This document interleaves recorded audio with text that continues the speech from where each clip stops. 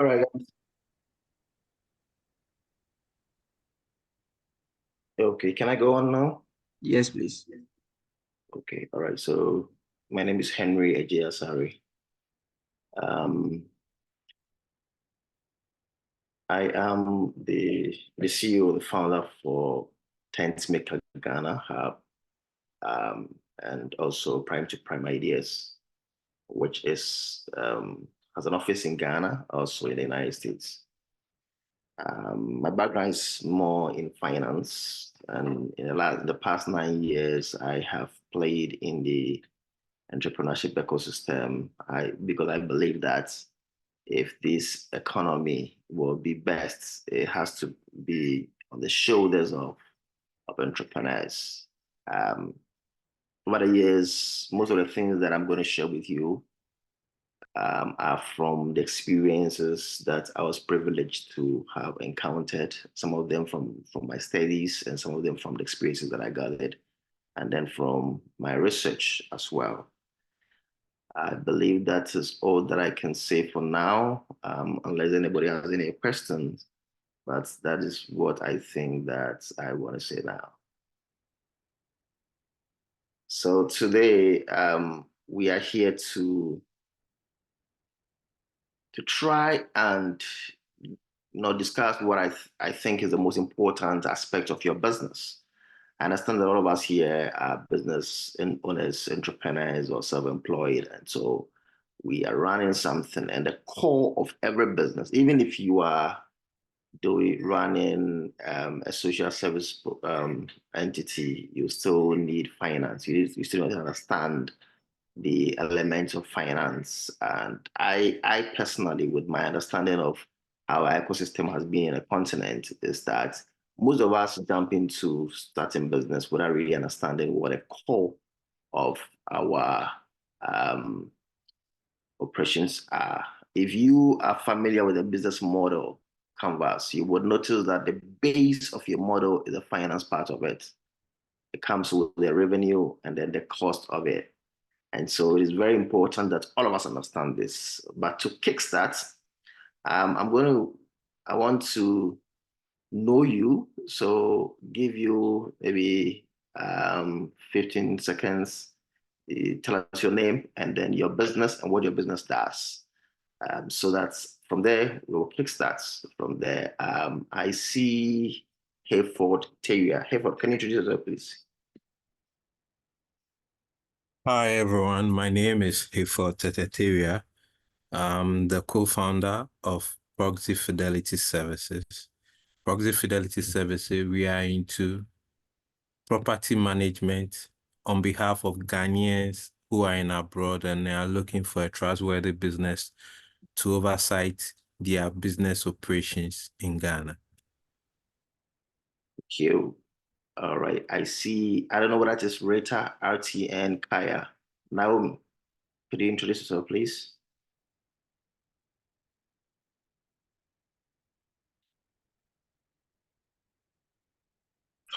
Hello, I'm not a startup, so I'm with Upper Space.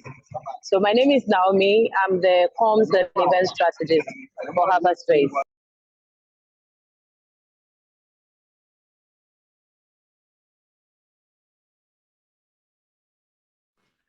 If you could add Hyperspace to your name so that I would know, so I don't give you work to do. All right.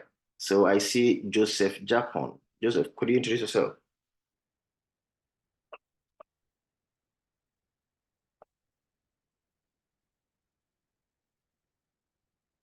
Okay. If Joseph is not ready, oh, Joseph is also a staff. Okay. I see Kaya App Grocery. If you could add your name, that would be great. Could you please introduce yourself?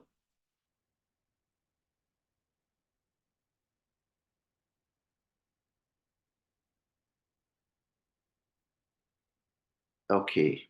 Kelmax. Kelmax Food. Can you introduce yourself?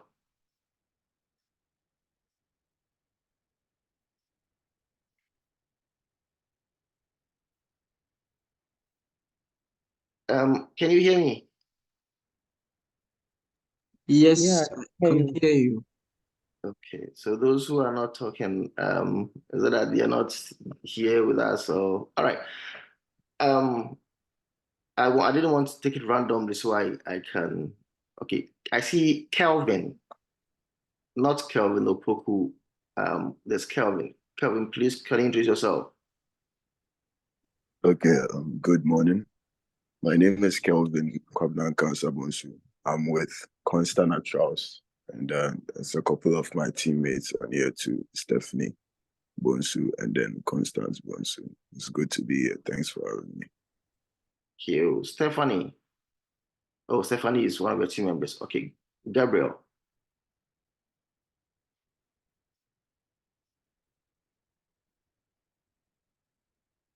All right.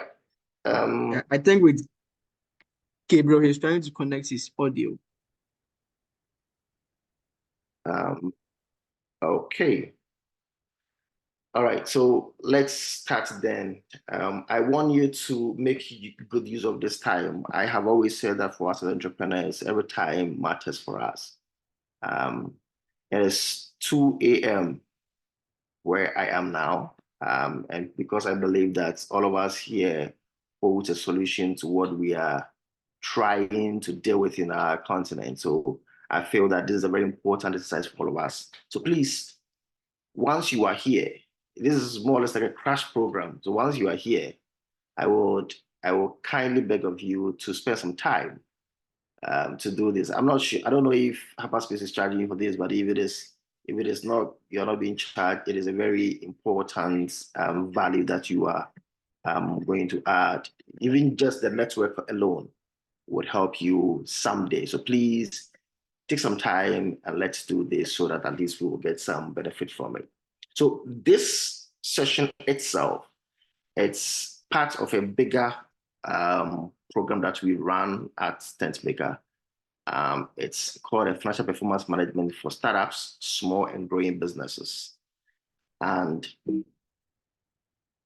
the model it's in 3 different models. It has an introductory model, which entails financial fluency and accounting equation, record keeping, budgeting, return on investment calculation. The other intermediate parts, which entails pricing 1, pricing 2, financial reports, valuing your BMC, your business model canvas. And it has an advanced session, which is financial performance measurement 1, financial performance measurement 2, forecasting, which is an investment analysis tool, and then taxation. But because it's a crash program, we cannot go into the full detail of it. Originally, I understand I was supposed to have started this thing yesterday, but we couldn't do it. We're going to do this in a crash day of 3 days. And so we needed to box them and then try and make sure that at least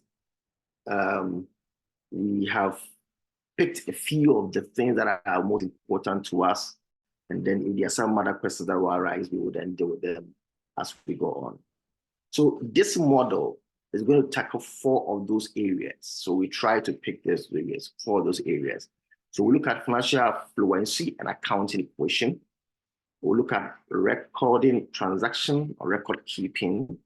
We'll look at pricing. We'll deal with the pricing 1 and 2, which I believe is one of my favorite topics because having been with the ecosystem for a while, I noticed that sometimes we don't really have the basis for the thing that we price. Not only small growing businesses, most of the SMEs even have the same problem. And so this is a very important model that I really love. And then we'll look at financial reports and then forecasting. So this is how our days are going to look like. We'll look at day 1, which is today. We'll look at financial fluency and accounting equation. And then we'll look at record keeping. Tomorrow, we'll dedicate the day to look at the pricing models. What constitute those areas? How do you price? How do you say that the service that you are rendering must be paid for in a certain amount? what kind of pricing scheme can you use in your business?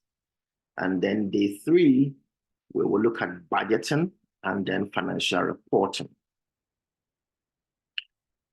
As I said earlier on, I would urge that you pay attention, because as I go on, I would pause in between to ask if you have any questions.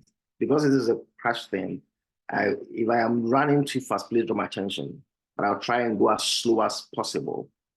I want to also ask whether the language is good for everybody, and I say, important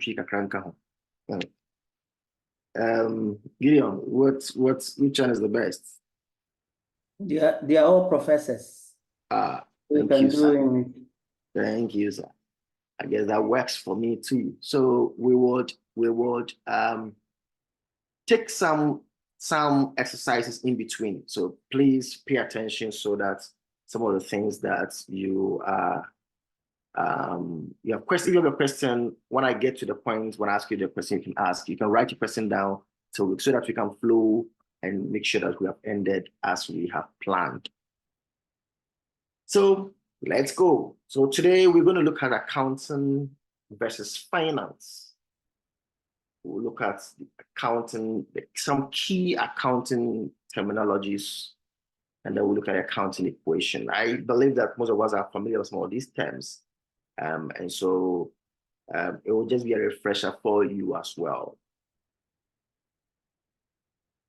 So like I said, tomorrow we will look at the pricing 1 and pricing 2. Pricing 1 will look at customers' willingness to pay, suppliers' willingness to sell, market analysis. Pricing 2, we look at pricing models in monopoly and competitive markets, types of pricing mechanism, something we call discrimination, and then we look at differentiation. And then day 3, we'll look at budgeting. Why budgeting? We look at some essentials of budgeting. We look at financial reports, the balance sheet, the income statement, the cash flow statement, the annual report, and then we will end with, if we have time, if we have time on day 3, we will look at return on investment analysis, anticipated versus actual, positive versus negative. What does it mean? And then calculating your ROI. So our objective today is pretty much simple: to understand the key difference between accounting and finance as it affects your business, to be abreast with some of the key terminologies, understand the accounting equation and how it's affected by your operation, be able to calculate some financial metrics that affects our businesses, and then understand the accounting and finance implication of our operation.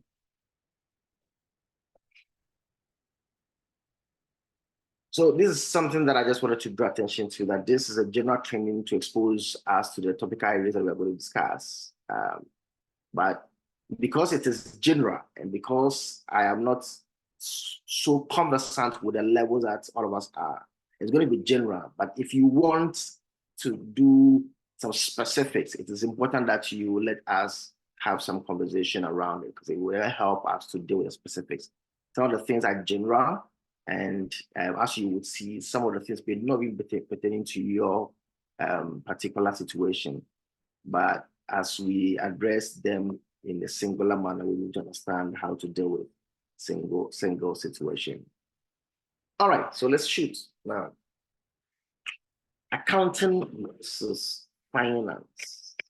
Accounting versus finance. Well, this term, usually we use it interchangeably, but as entrepreneurs, as business owners, it is very, very important that we understand the core differences between these 2 terms. And even though these 2 terms are all related to administering and managing the resources of our businesses, they have different core scopes and focuses. And therefore, we need to understand when we are dealing with them. One reason why this is so important is because we are in a global village. Your kind of business is competing with another business that is in an advanced environment. And so if we are all competing for market, for funding, for whatever it is, it's important that we try and bring ourselves up to the same level so that we will be able to compete fairly. So though accounting provides snapshots of an organization's financial situation using past and present transaction, finance is more forward-looking. It's more of a projection. So when you talk about account or accounting itself, it is more historical. It's more historical. You're looking at what you have done, that you are creating records for them. But when we're talking about finance, usually we're talking about projection. We're talking about things that we want to do. We're talking about planning and execution in the future. So accounting relies more on the accounting equation, which we will deal with. And one key metric of finance is what we call the free cash flow, which examines how much money a company has to distribute to investors or to reinvest after all expenses have been covered. It's more of what's ahead than accounting's what has already happened. So I believe that this part is more clear. Anybody has any questions? Any question at this part? This is more basic, so I believe that at this part it will not be too much of a problem. So let's move on to the key accounting terminology. So the first part, we're going to deal with some profitability terminologies. But just to give you an overview of it, that profitability is probably the number one sustainer of every for-profit business. And if you do not understand this, you basically are not in business yet. Maybe you're preparing to be there. And profit is simply the excess of your sales compared to your cost, the cost of your sale. Profitability measures how much profits you make on every sale. Ouch. And this is a key metric every entrepreneur or self-employed must understand how to track and calculate.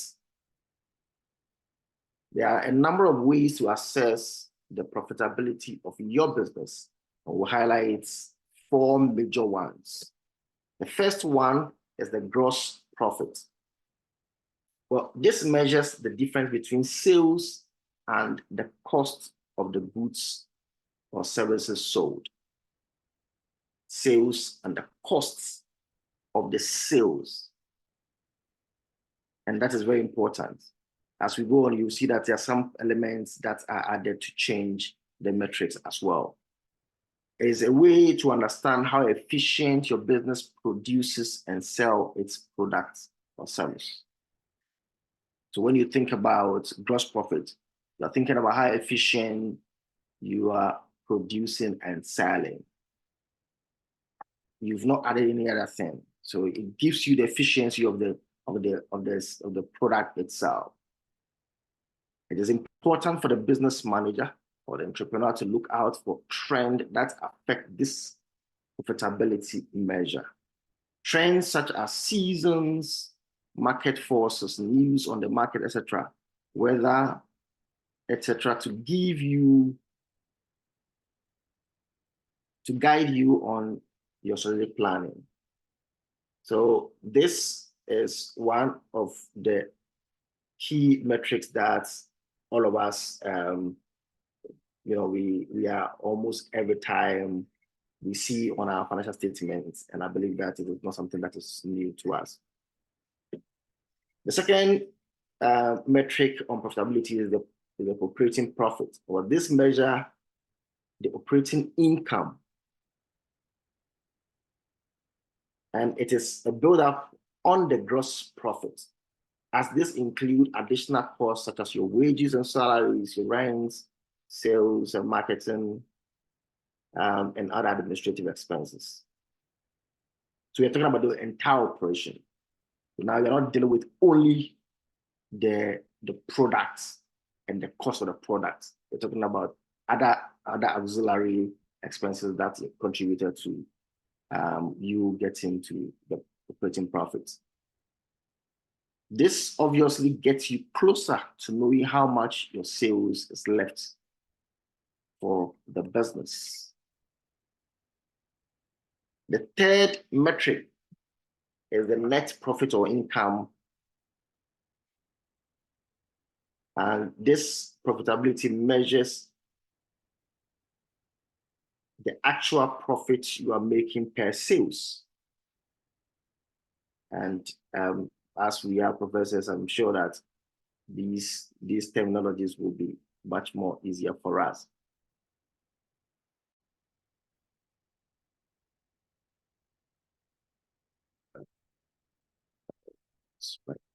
Okay. All right.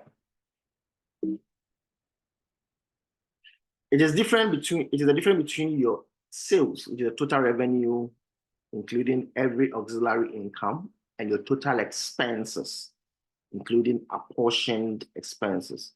So for instance, you may be in a place where you are using, you are sharing office.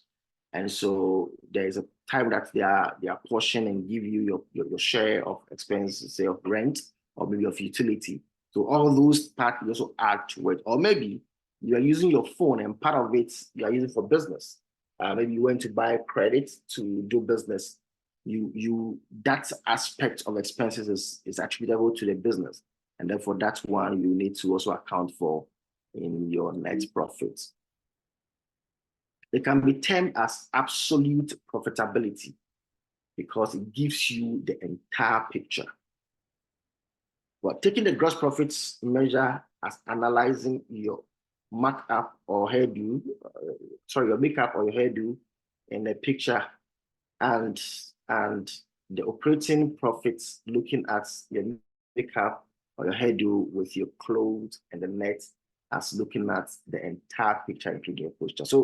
So let's say that, so this is just a scenario I'm just trying to give you, is that you take your gross profit as you took a picture. Hi, Henry. Yes. I think there are some pointers in the chat for you, so be checking the chat. Stephanie says it's fast. It's fast. Yeah. Okay. All right. I would have to slow down. I wanted to finish each term and then ask questions so that if we have, all right, thank you. Let it come. Thank you. All right. So this part gives you just to give you an imagery of these three that I've already mentioned, that the gross profit looks like you have an entire picture, but as you look at a picture, you're just looking at your makeup and then your hairdo. How did my hair look like? How is my makeup looking like? Right. You are not looking at the entire posture. But then when you went further to assess your hairdo, your makeup, and then the clothes. So you added additional thing to it. But when you're looking at the nets of it, you're looking at the entire picture, how you stood, how your clothes look like, the rays of the sun, how beautiful the entire picture looks like. So that is how I could classify these three parts. And the last one of the profitability is, the last but one actually, is the ROI, which help you understand how much you gain from every investment or contributions you put into the business. This is very important for your business. And we will go a bit more deeper into, like I've said, the last day, if we have time, we'll look at the ROI, we'll look at the actual versus the projected, we'll look at a negative and a positive ROI, what that means, and then calculating the ROI.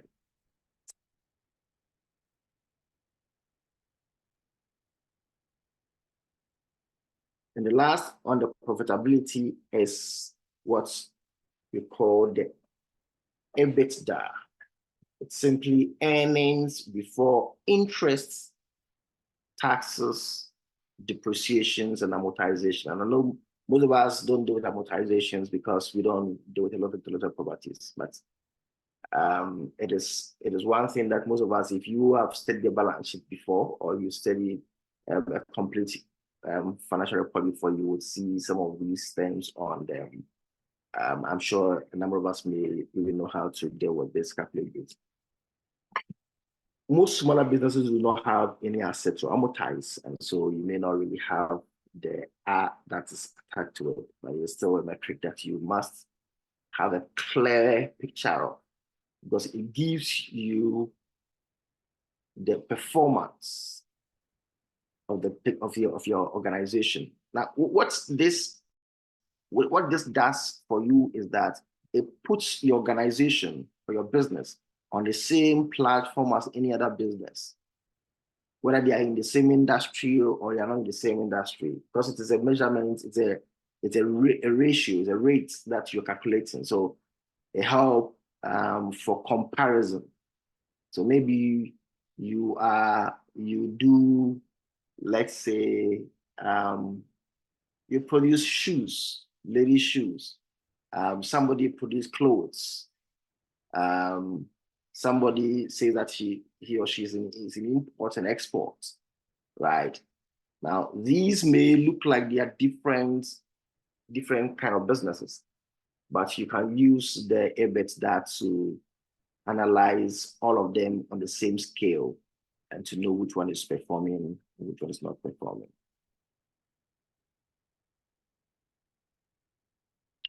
All right, at this point, anybody has a question about the profitability before we move to the other ones? Should I go back? All right.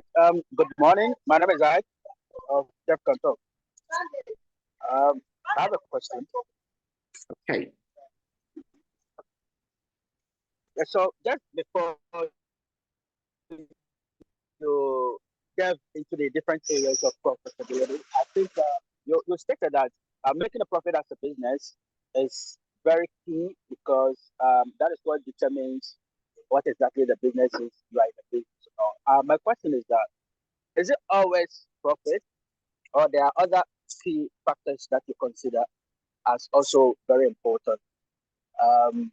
The reason why I'm delving much into this is, for what I do, we are more of an impact based, and so there are instances where investors are looking at how much impact we are providing for the communities, and so they overlook the profit and they consider the impact that we provided. So I just wanted to be sure of this. That's why.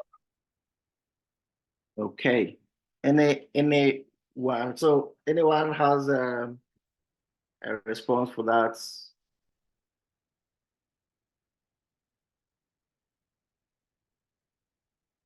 Okay, you have to also take this as not a teacher-student kind of thing, or this is more of a workshop. So all of us are on the same scale. If you have a response, we can all share. So I didn't get your name. What do you say your name is again? Ike of Debt Control. Ike, all right. So Ike, when I started, I mentioned that there are some of the metrics that may not be related to what you are doing. And so that is the reason why you will see some of these things. Profit is only for profits, and when I started this particular one, I mentioned that for the for-profit businesses, this is a very important metric for you to show whether your business will die or will survive. Now, even in this profitability metrics, we have already talked about return on investment. Return on investment can be calculated on social enterprises, right? Just that it will not be on numbers, but anybody who is giving you their money wants to know the worth of it. They want to know the impact that you are making with the money they're giving to you. So they want you to give them something that's equate to the value that they expect you to give them. And that's basically is what the ROI will look at. But again, even though because you would not necessarily, if you are into a social organization, you will not necessarily prepare an income, an expense, or an income statement. You will possibly do a receipt and payment. You will still need to show what you use these monies for. And so those receipts and payments basically have most of the line items matching with the income statement and then the balance sheet as well. So it may not be profits, as in you are interested in how much excess you got, because that is not what you are interested in. But what is going to end is still the value. In for-profit, we call it profit. But if you are not a for-profit, you will not call it profit. You want to see the value, the impact that you have made per the terms of your operation. Ike, did I answer you? Yes, please. Thank you very much for. You're welcome. Any other question on profitability metrics? Otherwise, we continue with the other metrics.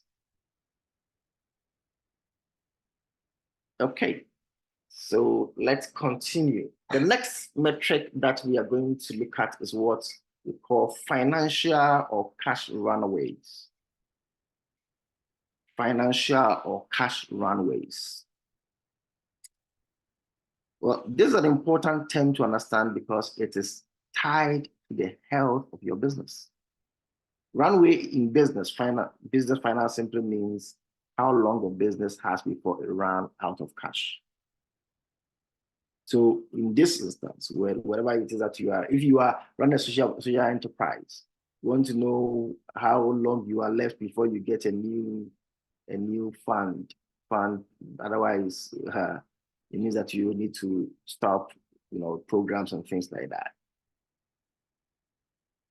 Many startups, small and business businesses have lost sight of these metrics and have gone bankrupt. If you cannot calculate and check how much you are left with or how long what you have can carry you, you will not know when to ask for more.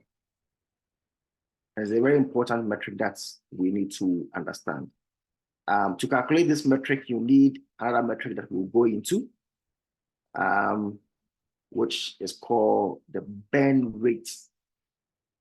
But essentially, this metric is calculated by dividing your cash balance by the burn rate that we will look at. And then it will let you know whether you are left with 6 months per what you have to still be in operation, whether you need to dispose some assets, whether you need to go look for money, whether it's a loan that you are trying to look for, or you need to get some investor to support the operation. This is a metric that helps you this is a metric that helps you know how long you must operate at the rate you are before you collapse. So, Echa, I will come to you. Please write your question. Okay, let me take this question. All right, please, your question. I saw somebody raise the hand.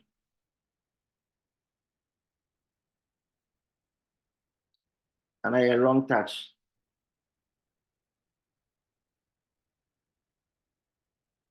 Stephanie, I see your hand.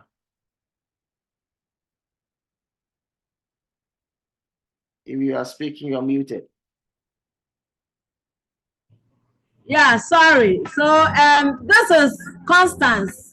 This is a child's mom, the CEO and founder of Constant Naturals. Yeah, mine cannot connect, so I'm joined with her. I see all these terminologies. This is a very technical subject that you are dealing with.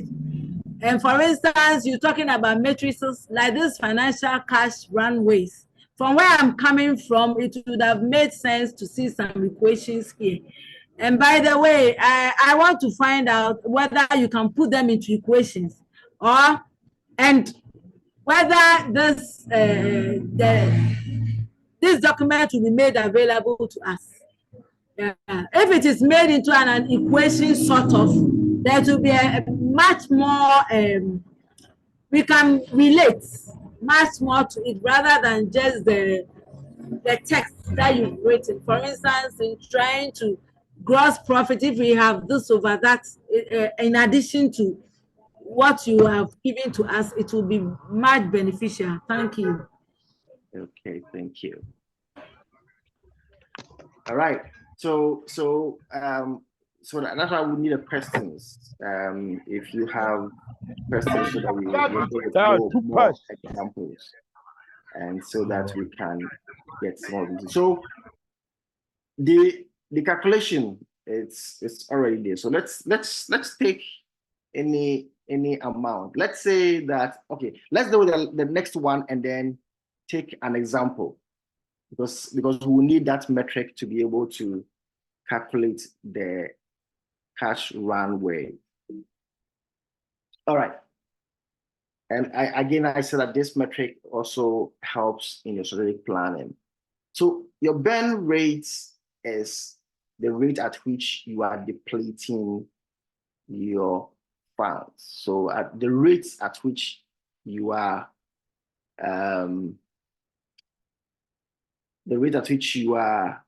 losing your cash, or your cash is running away, as if you want to put it in a simple term, right?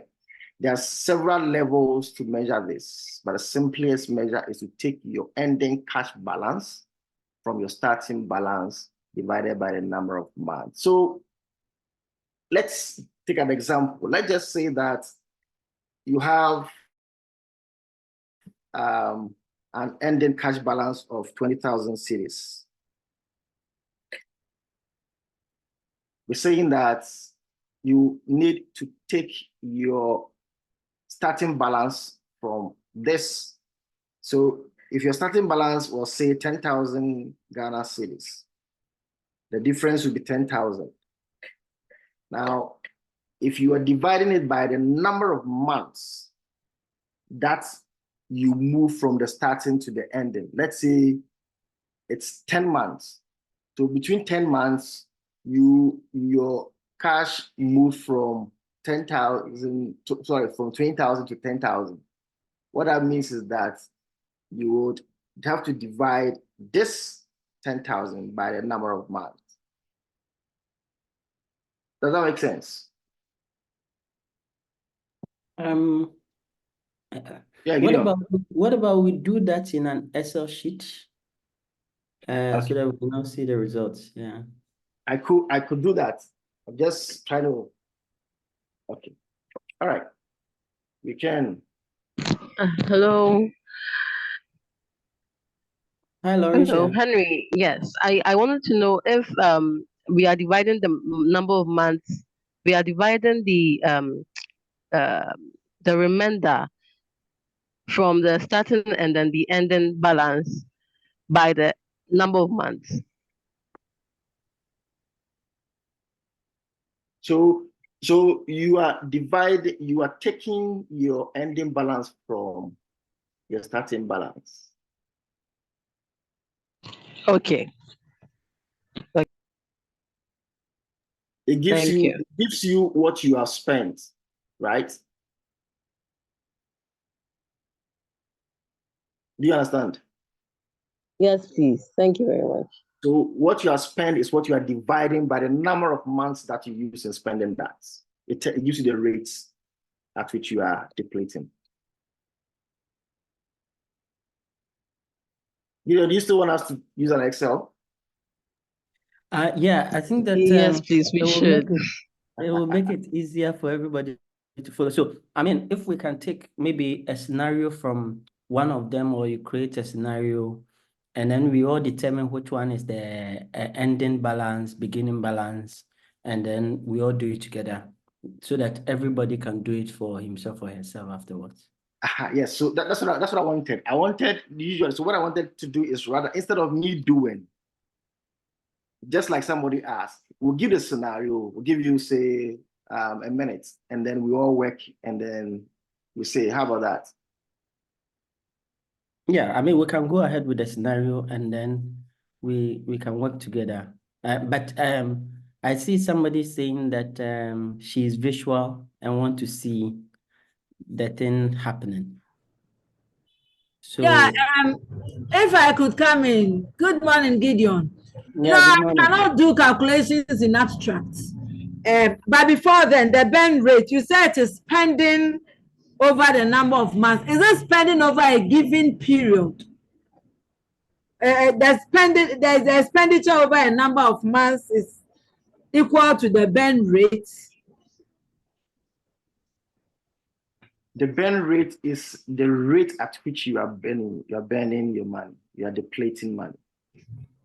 Okay, so yeah, the rate. So yes. Is the expenditure over the time period of time, right? So it is the change in your money. So that's why we say that you take the end from the beginning. So let's say that you are calculating this over a 1-year period. So let's say you are calculating it at the end of 2023. At the beginning of 2023, you had 20,000 cedis. Are we all on the same page? Yeah. And then at the end of 2023, you have 10,000. So you have beginning 20,000. Henry. Yes. Henry, please. So, like with this scenario you are giving, can you go to the sheet and then we show it, and then we'll be putting it there, and we can just see what you have done. We are professors, but not in finance. Let me see if I can create. I can.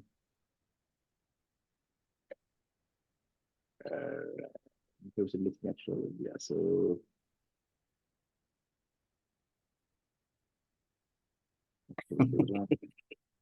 The writing with this pen did some way.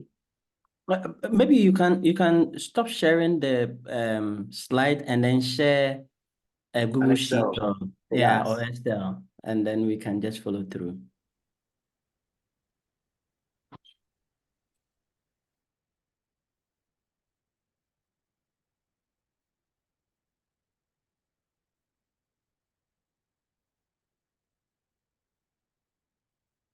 Okay, so just a moment.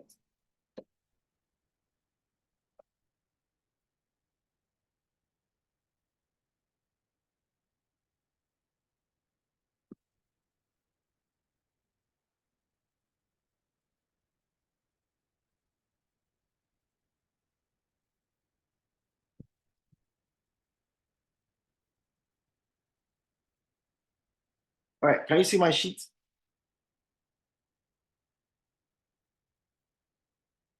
Please, can you see my sheet? Yes, Henry. All right. Yes.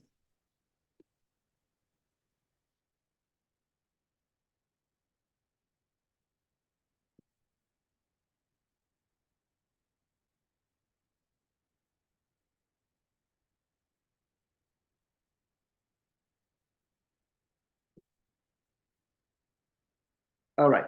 So we say that our beginning balance is 20,000. Our ending balance is 10,000. And this, okay, so this is this minus this. This is a familiar how do you call it? Formula that all of us are comfortable with. Yes, please. Okay, good. So we get at 10,000. Let me do it this way so that we can all see this thing. So in this situation, the beginning balance, say if it is January to December, yes, so 20,000 is January, beginning of January. Okay, so let's put here January. Let's put here December, right? So that makes it 12 months, right? Yeah. So we put 12 here. So we want to know the rate at which we depleted this balance. This thing is there.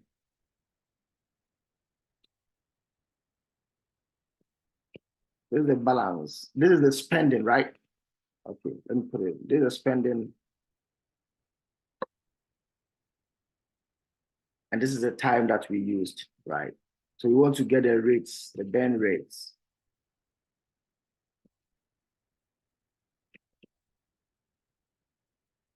This is this divided by this.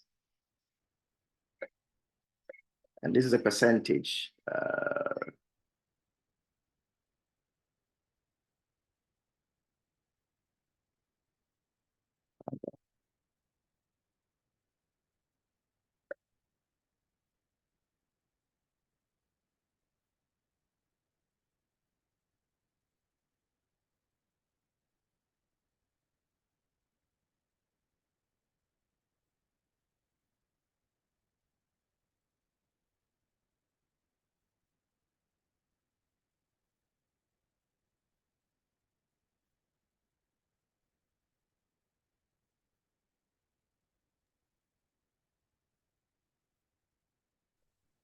This is wrong, right?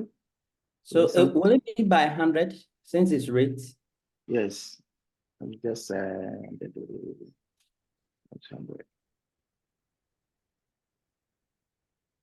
what my rate will give me, but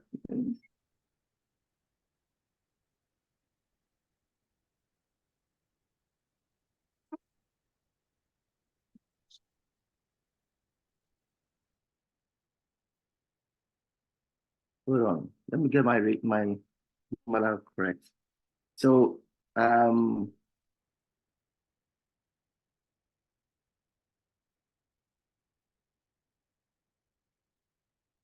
this divided by this. This is how much we deplete. This is how much we deplete per month, right? Let me take this.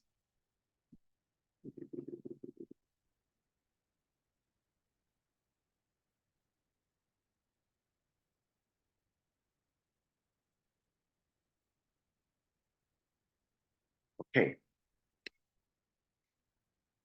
So this is how much we deplete per month.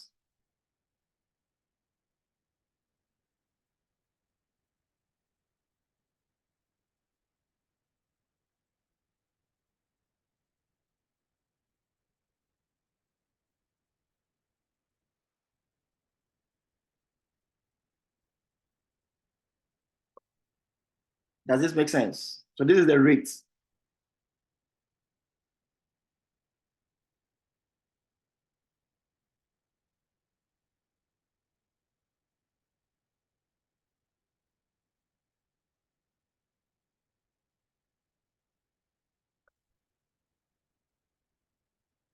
Is it correct?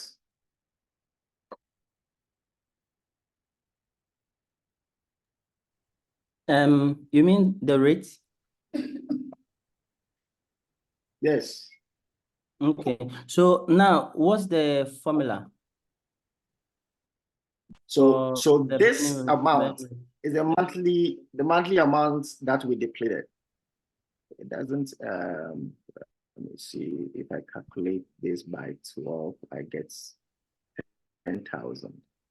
Okay, if you can write the formula by the side. Hello, Mr. Gideon. Yeah. Please, so the topic looks right. Please, can we have the recorded version? Yes, of course, it's being recorded. So Maxwell will share.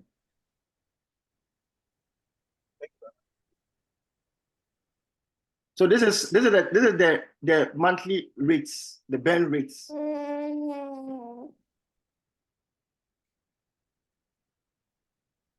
This is the burn rates per month. Please, anybody are we on the same page?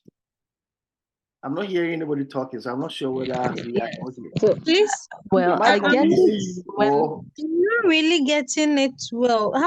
How did you arrive at the 8% as the burn rate? Okay, so this 833.33 is the monthly burn rate. Is it okay at this? Okay, let's start from the top. Yes, that's fine. Let's start from the top. This is how much we had at the beginning of the year. This is the 20,000 is how much we had at the beginning of the year. The 10,000 is how much we had at the end of the year. it means that we spent 10,000. Are we on the same page at that time? Yes. Okay. Now, we spent this over a 12 months period. I want to know the monthly burn rates. So this 833.33 is the monthly burn amount. And the rate is 8%. I'm sure that if we add, it will be 8.3 something. 8.33. But Henry, yes. What's the formula we used for the monthly burn amount? We use the amount that we burn per month over the amount we burn. So this 800, and the formula is here. It's just the monthly over how much we spend. We just divided how much we spend by the number of months we spent it. And we look at the rates per month. So is the 10,000 over 12? Is that what gives us 3? Yes. Okay. Okay. Please, so your monthly amount. So you get the monthly amount, which is clear. Yes. Yes. And then how do you calculate the rate? So the rate is the monthly amount over the total amount. Over the total number? Over the total amount, percentage. Okay. This monthly amount shows you the number of months we got this month, this amount, right? So the number of months is inclusive in this 833. Yes. So we just divided this 833 by the amount, and we got the rate. So this is the formula: B8 divided by B6. And it's a rate, so it is just 8%. 8.33%. So we can say that it is your total spending in the year over the amount spent in a month, or the amount spent per month is your burn rate. Okay. So we use a scenario here. You can, that's why I said that you can calculate burn rates over several things. So you can even want to calculate your burn rate per week, or you want to calculate your burn rates per month or per annum. But this time we are using a per month basis. So this per month basis is telling us that in the month, right, our burn rate is 8%. Looking at how much we spend for the year.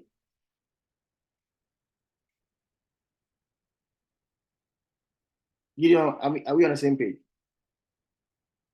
Yeah, for me, I understand it. I just wanted us to give formulas for the different ways of, so that people can just pick and use when they want to do it.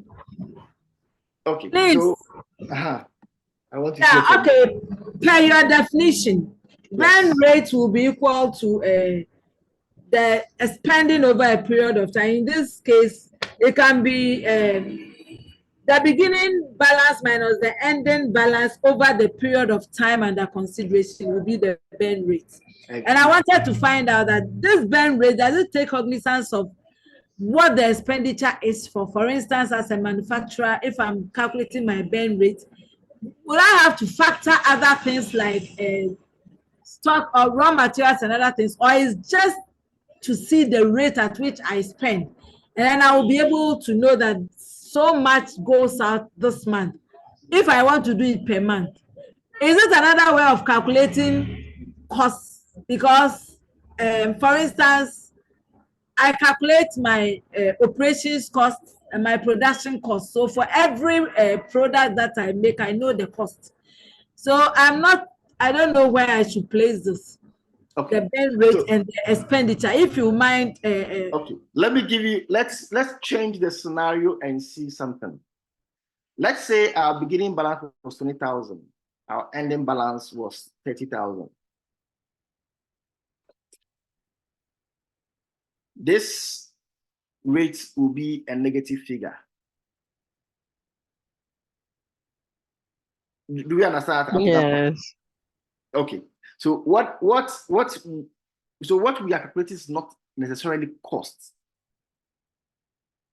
We are calculating the burn rate, but the burn rate could also be a negative figure. It means that we are even earning more.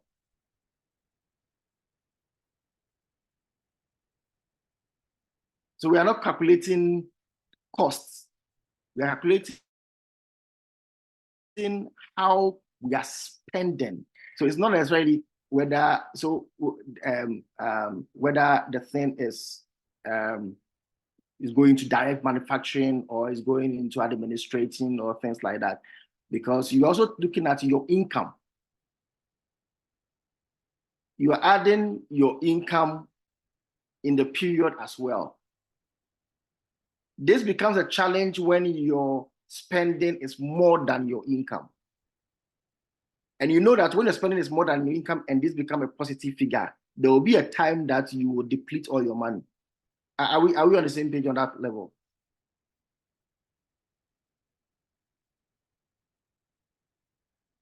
Hello?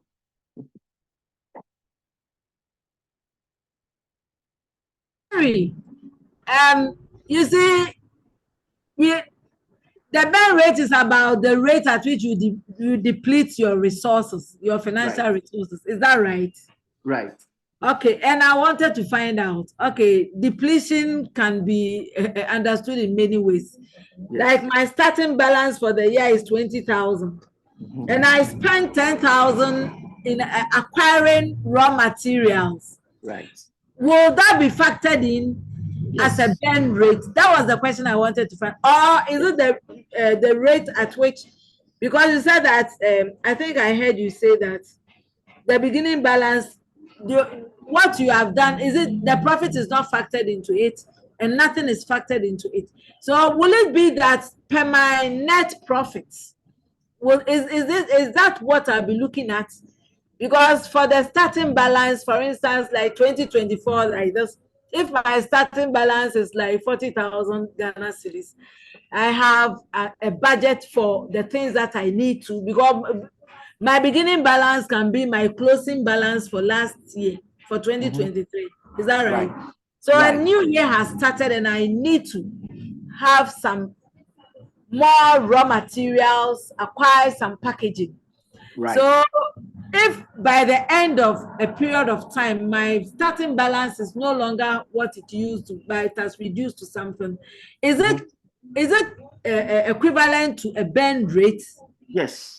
Yes. Or it is the money that I have, my running capital, apart from all of these other things. If I've purchased all my raw materials and everything, and I start with a running capital of so much, and then within some time, without factoring in production and a new or cash inflows, that difference over the period of time then becomes my burn rate. That's where I'm having some challenge. Okay. We are talking about how much money you had and how much money you had at the beginning of the year. Those include a lot of factors. It included your profits. It included other incomes that you had. It may even include interest that you earn on some investments, right? Now, at the end of the year, you said that you spend money on raw materials and bought things. You pay some salaries, you pay some transportations, you pay some utility. They are all included in your burning the money. So whether it was going into production or not is not the issue. The issue is that the money was being spent. Are we okay on that score?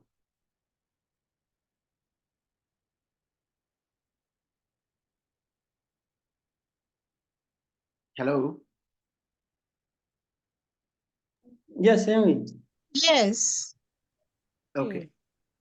All right. Hello. Yes.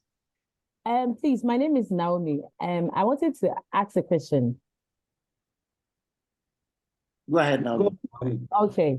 So I wanted to find out the beginning balance that we are talking about. It's basically an organization's cash at hand and cash at bank, investment in everything at the beginning of the year, let's say 1st January 2024. Every cash that I had at bank in investment totality, right? Right. Okay. Then at the ending too will be the money that is left at the end. So we are trying to find out how much I spent within that period. Right. You are correct. Okay. Okay. Thank you very much. Right. So all we just added is that we just wanted to know the rate. Once we talk about rate, we're looking about the percentage. So how much are you spending? It just makes it easier for the calculation. But you could have just said that you spend 10,000, but you just want to know that sometimes it's too absolute for you. You want to know that, okay, how long will it take me to spend this 10,000? If I want to spend this 10,000 like this, how long if I don't make anything in addition? Or even if I'm making something and then I reduce my money by this 10,000. If I continue like this, how long would it take me for my business to collapse? It helps for strategic planning, and that's what we said. That it just makes you understand the rates that you are spending, you are depleting your money, and how you need to be careful with your spending, or how maybe your profit is not meeting up with your spending, or your excess is not meeting up with your spending, and therefore you need to be careful. Okay, if we are good with this, then let's continue. Henry, one last question on this. Okay. Why at all should a startup be interested in a burn rate? So that you don't go out of business without knowing. Okay. So so that's what I said earlier on, that usually we miss this, and most of us, before we know, we are basically going down. So assuming we are calculating this on, let's say, on monthly basis, right? It helps you to know that the way I'm going, if this is the same trajectory I'm going to go, in the next 1 year, I will be out of business. So what do I need to do? Maybe the way I'm spending, I need to be checked. I need to check. That's why we said that it helps for strategic planning. It helps you to know, okay, maybe profit is not meeting expense, right? Or maybe, sometimes it is not even that we are not making money, but sometimes we are converting most of our current assets into fixed assets. And before we know, we've turned most of these things into fixed assets to the point that we don't have operating capital anymore. And once you don't have, basically, you know that how you are going to run the daily operation is affected. So as a startup, you should be interested in this, because it then helps you to understand how to manage your cash. Henry, Yes. I just wanted to add that I think based on what you are saying, I'm really happy about this. One of the things that would also help us, especially for our businesses that do these things monthly, is to know which expense is taking a lot of money from us. Because when I realize that my burn rate is high or in the positives, then I want to know what is taking my money. And I'll scrutinize it in order to know, okay, so is this particular thing that is taking away my money? How do I make sure I find a cost-effective way to work on it? So thank you very much. Thank you, Naomi. That's great. Okay, can we go on? All right. So let me stop and then pick the next one. I'm sure we'll come back to this one again.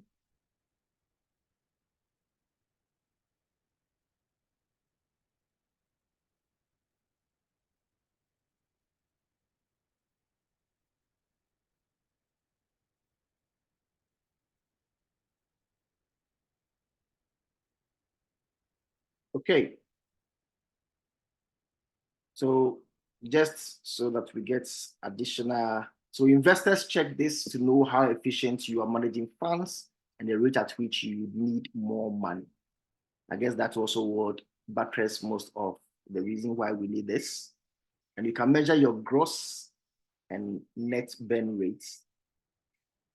What you must know is that different industry have different burn rates. And so your better understanding help in your funding requirements. So for instance, if you are into, let's say, software development, or even the level of your business, sometimes once you're starting a business, your burn rate is more higher than when you have matured, because at the maturity stage, some of the things that you spend on begin to average itself in your income.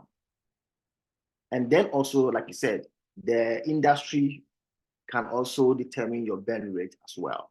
Some industry has very low burn rate because they don't really spend a lot. And so sometimes, even with those industries, when your burn rate is the positives, if it is not a high positive, if it is not, sorry, the negative is not a high negative, they begin to ask questions, because then it means that you have to check, like Mario said, I have to check where those costs are going to, or all those spendings are going to. Are we on the same page with burn rates?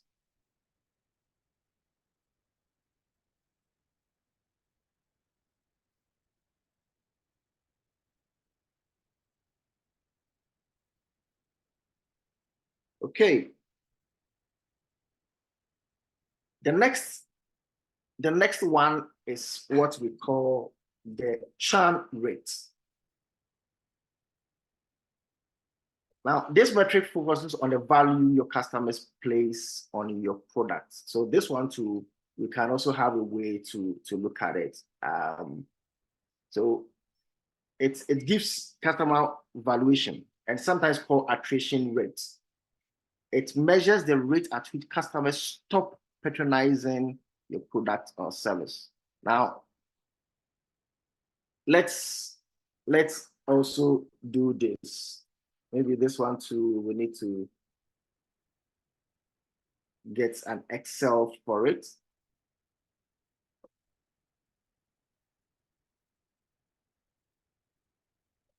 All right, so let's say that at the beginning, all right, we still can use this part. At the beginning, you have client of 150. And then maybe once at the end of the year, you had, let's say, addition of 20 clients, and then you had 30 clients leaving. The difference will be 150 plus 20 minus 30. This is what you'll be left with. Even though you gained 20, you lost 30. So if you want to calculate the rate, you will look at 140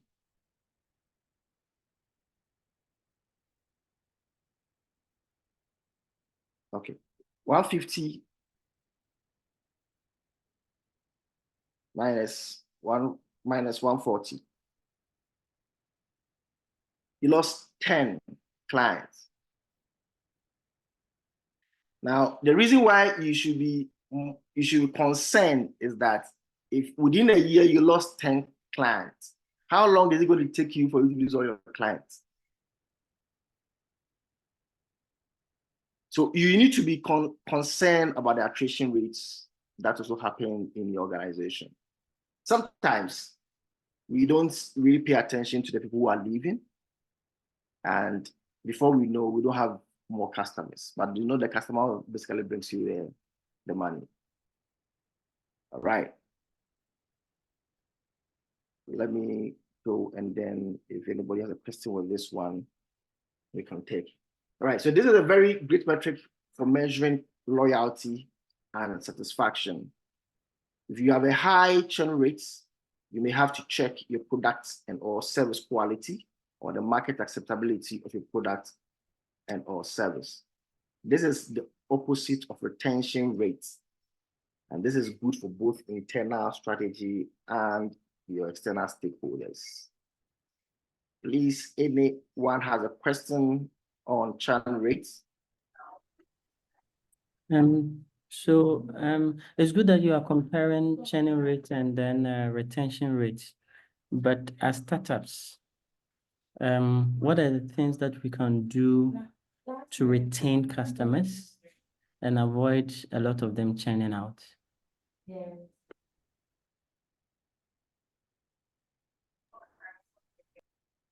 Are there any? Oh, you want me to answer that question? Yeah. But I can also throw it to or on the call. Okay. I mean, so, what are some of the financial? One thing that I want to also draw attention is that the reason we are talking about some of these things is because of the value they bring. So sometimes it is because of the numbers inclusive. So for instance, if you are losing clients, it means you are losing some form of revenue. And that's why we're discussing this with accounting.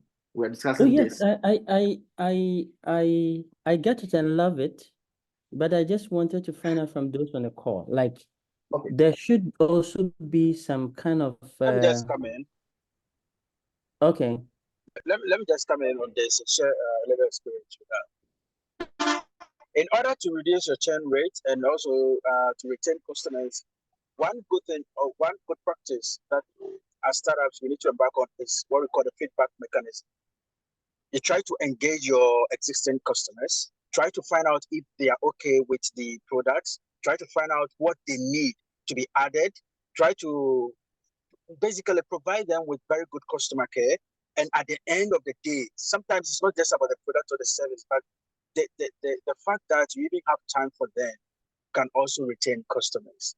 Many a time we are looking for new customers and we forget that we need to protect the ones that we already have. We are looking at increasing sales, and we forget that we first need to maintain the sales that we are making. And so it is more important for us to really engage our customers and then try to find out what we should add to make to satisfy them as far as our business is concerned. All right, thank you. Oh, that's good. And I think that is from the customer service point of view. Mm-hmm. But are there some kind of financial strategies that can also help to retain customers? That was what I wanted to find out. I wanted people to come in before I come in. Like I said, this is a sharing. And since all of us are in business, I wanted all of us to think of a situation in our business so that we can answer some of the questions. But so that we will run fast. No, I'm not even directing this to you, but still to a general group. Okay, so for the financial aspect, Mr. Brefe, for me, I think that if you want to maintain customer, then you have to look at price penetration. With the price penetration, then it means that you have to reduce the cost, what we call the price of your product, and then concentrate on having more customers. Because if you are selling a product to, let's say, 100 customers, let's say 5 cedis each, you know that, you are making a profit of 5 cedis from the total sales. You know that you are going to make 500 cedis, right? But then if you want to make, let's say, 100 Ghana cedis on a customer, then it means that it is going to be very difficult for the customer to even purchase your product. So it is important that you reduce the price, then you maintain the customers and get more customers to reach that kind of profits or to get the profit margin that you want to achieve. Yeah. That is for us. That is okay. So some time ago, we wanted to charge to do translation services. We wanted to charge 1,500 to 2,000. Then we realized that most people want to have sign translators. They want to book sign translators, but then they can't afford to pay. That means that we can be there all week. We are not getting sign translation. So we decided to go down. and make it okay. You pay 250 cedis, and then you give us transportation. We have to sign translators come on, and we realize that within a week we are able to get about 4 businesses in a week, which is far better considering the fact that we wanted to look different. Yeah, so for us, I think that worked out for us. Bro, that's good. Hello. Hi. Yes. So, Gideon, I think paying attention to the customer segment in the business model canvas is very necessary, and we could do that by actually running promos, doing discounts on purchases, especially to retain the old customers, because sometimes they really feel like I've been given and given and given to this company, but I get nothing from them. So if something comes up and then they think they are in the heart of the producers, it makes them want to again stay with them and then stay loyal. So I think promos and then discounts would actually help in this way. Thank you. All right. Thank you. Thank you. Henry, over to you. Okay, yeah, that's all right. So I guess that we have mentioned a few of the things that we'll go into. So somebody mentioned pricing. We'll go into some mechanisms of pricing. I'm sure that I really look forward to that. Sometimes our assumption of the market may be a bit misleading, and that's why I like the last one that talks about paying attention to the customer segments of our BMC. So that's also for churn rates. The next metric that we look at is what we call the recurring revenue. I have a question, but unfortunately, it will take us back. Still on the burn rate. Okay. You know, it shows the rate of expenditure, and like it was explained, helping us to wisen up regarding how we spend and what we even put our money in. Like you rightly said, that if we are putting our monies into fixed assets, which is not generating money, then we'll be locked up. My question is, in terms of its benefits, how different would that be from cash flow? Because I can also have my cash flow that shows me my spending and what may come out of my spending. And then we are talking about rates. So I'm sure that the higher the rates, the more dangerous it is, right, to the business growth. Within what range of the rates is a safe rate, and within which range would we start considering re-strategizing? Okay, so like I mentioned, let me say also that that's the cash flow gives you absolute numbers. So you can still use the cash flow numbers to calculate your rate. So as for where you pick the figures, you can still pick for a cash flow to do that, right? But to this question, the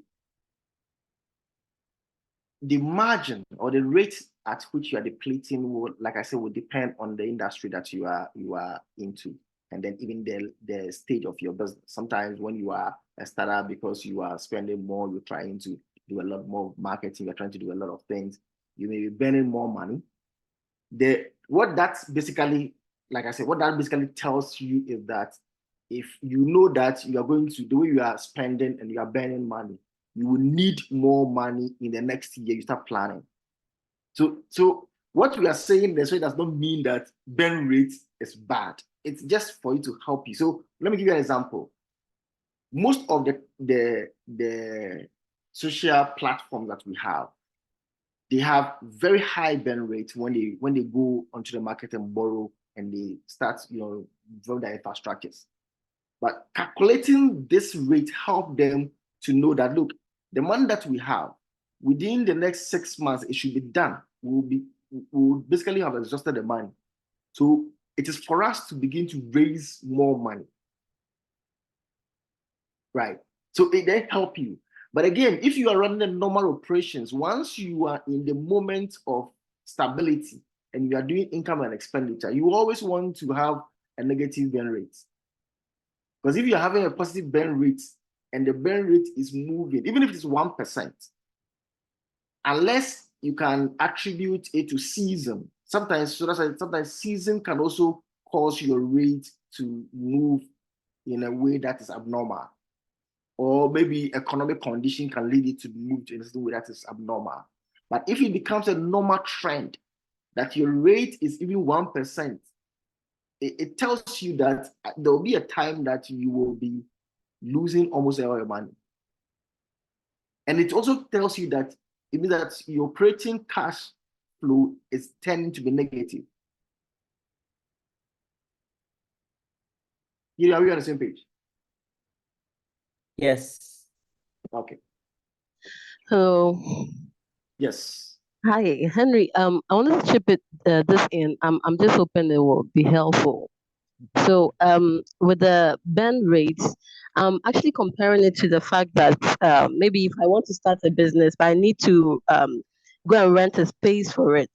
So, if I'm renting a space for probably 2,500 per a month, and I'm actually going for it for the 12 months, or maybe let's say 10 months. 10 months, it means that every month I'm going to be paying 2,500. In bulk, I should have like 25,000 to make the payment for that. I should be able to make a calculation to determine if every day will give me an amount. So maybe if with the 25,000, I divided by the 10 months. In the 10 months, we know four days in a month is not for sale. Sundays for the weekend. So I would take that one out. Means I have probably like 26 days. Yeah. Right? So 26 days times 10 will give me 260 days divided by the 25,000. So the amount I'll get on after that division will be the amount I'll get on each day. Right. To use the space. If I get maybe 15 cedis per day, it means that I should get over 15 cedis in sales. That's to say, if I'm dividing the 25,000 by 260 days, if I'm getting 15 cedis per day, it means that I should have more than 15 cedis.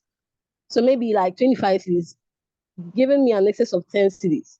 It means that if the next year I'm going to rent the same place again, I should have money from the business that will be able to cover without me going to my cafes again to go and then retrieve money to make that payment. Absolutely. So that I'll be able to stay in business and then work for more. So that when the windfalls come, it wouldn't be like, I'm so excited that windfall has brought me more money.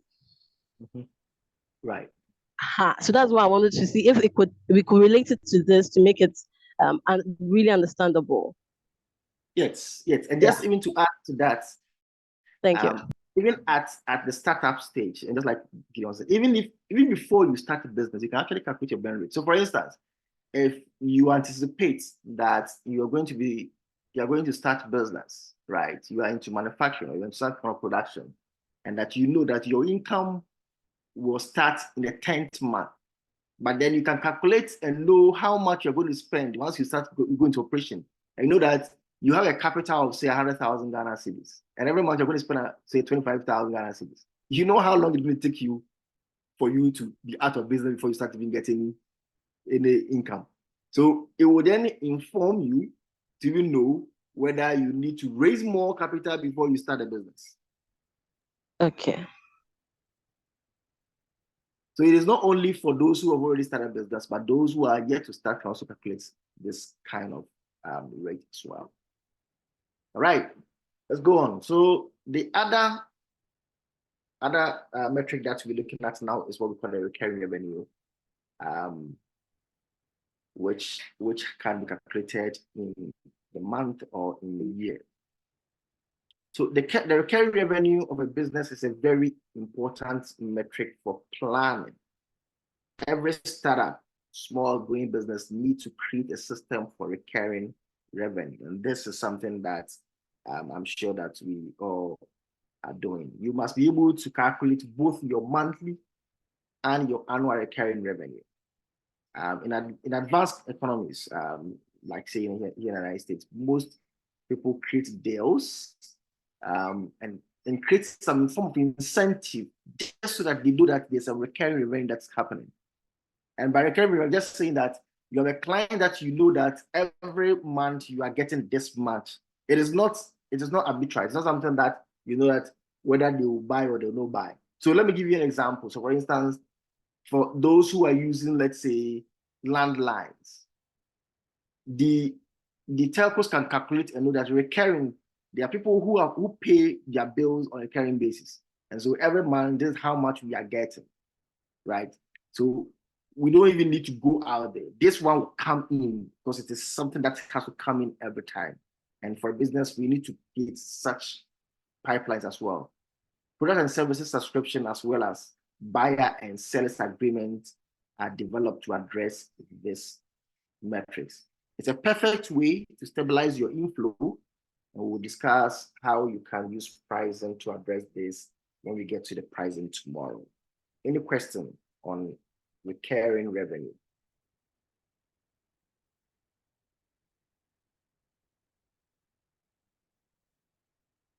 Okay, silence means consent. The next metric that we're looking at is what we call the compound annual gross growth rates, or as some we have seen, CAGR, compound annual growth rate. This is a metric that is important for businesses with some external investment, or to measure the growth rates of your investments in the business. This rate calculates the rates of the margin on top of the margin, or in simple terms, interest on interest. So in simple terms, you can call this as the compound interest of your business. It's a good metric to compare different portfolios in different industries. Investors look at this to determine where to put their money. For instance, a CAGR of 100% means that the business doubles your investment.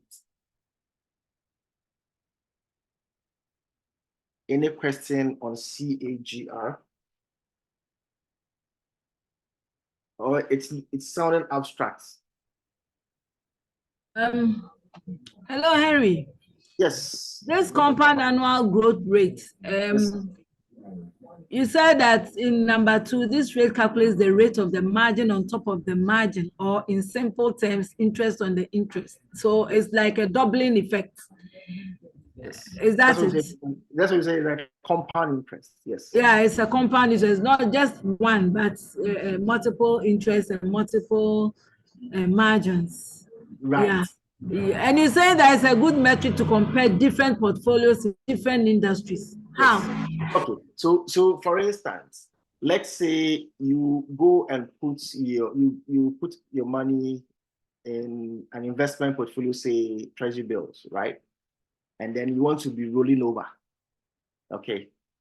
The margin that you have on the interest that you roll over, because what you roll over is also becomes an investment. And you know, usually one thing that is good about rate is that it's because it's percentage, you are able to know whether it is in oil and gas or it is in petroleum. Rate is still the same. So if I have 100 C's and I want to put it in oil and gas and I'll get 10%, and I want to put that same 100 C's in telecom and I'll get 20%, the rate means that I should put money in telecom. So that's basically what it means. That the rates help you to know where you want to put your money. Okay, so but what if, by way of comparing that, like a treasury bill, but you're able to generate a higher income from maybe plowing back that money or coming up with a new product. Yes, it's part of investment. So you have option to give your money to the government or to use it by yourself. Your investment. Okay. Yeah. Okay. Yes. Thank you. You're welcome. So we move to the next metric, which is the customer acquisition costs. And this is also very important. So one of our brothers mentioned that one of the things that you want to do when your customers are moving out, when we're talking about the churn rate, says that sometimes you have to, do more advertisement and things like that. Sometimes there's a cost that you pay to acquire a customer that who's a customer we want first coming back. So you are careful how much you spend on a customer. So this is a cost that you incur in getting a customer. And you can calculate this very easily. Once we're done, we can calculate that in an Excel. And this helps your pricing decision. It's the measure of how much it costs to acquire clients. It's a metric that measures your sales and marketing efficiency. It measures the money spent on sales and marketing to attract and convert prospects into customers. And the costs include advertising, incentives, and other promotional costs. So let's say, for the sake of those who, okay. I just want to keep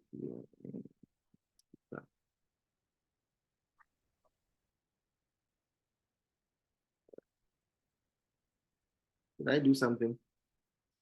Okay, good. All right. So let's say that you spend 10,000, or let's say 1,000 cedis in advertisement to do Facebook, sponsoring and paying for ad on Facebook and then on Twitter and all those places, and then printing flyers and then going to get a client. And then after you have spent this 10,000, you got, let's say, 14 clients. You can know the cost per client by averaging it. So you divide this by the 14. What it means is that you spend almost 72 Ghana cedis on each client. What you have to understand, ask is how much you are going to earn on each. And we'll get to one of the metrics that even talks about how much you think that customer can earn. You can earn on a customer. So it's very important that you know how much you are spending to acquire your clients. Otherwise, before you know, you'll be spending a lot on a certain client that you may not even get much. So again, this part also means you have to understand the customer segment of your BMC and know who you want to spend more money on and who you don't want to spend more money on. Which class of customers you want to spend more money on and which class you don't want to spend more money on. Please, is this part clear?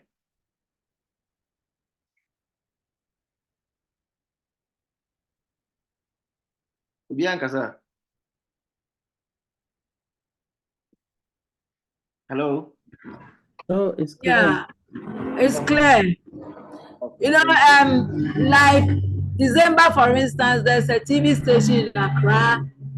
They made me an offer. I had to send 5,000 cedis worth of products for them to reward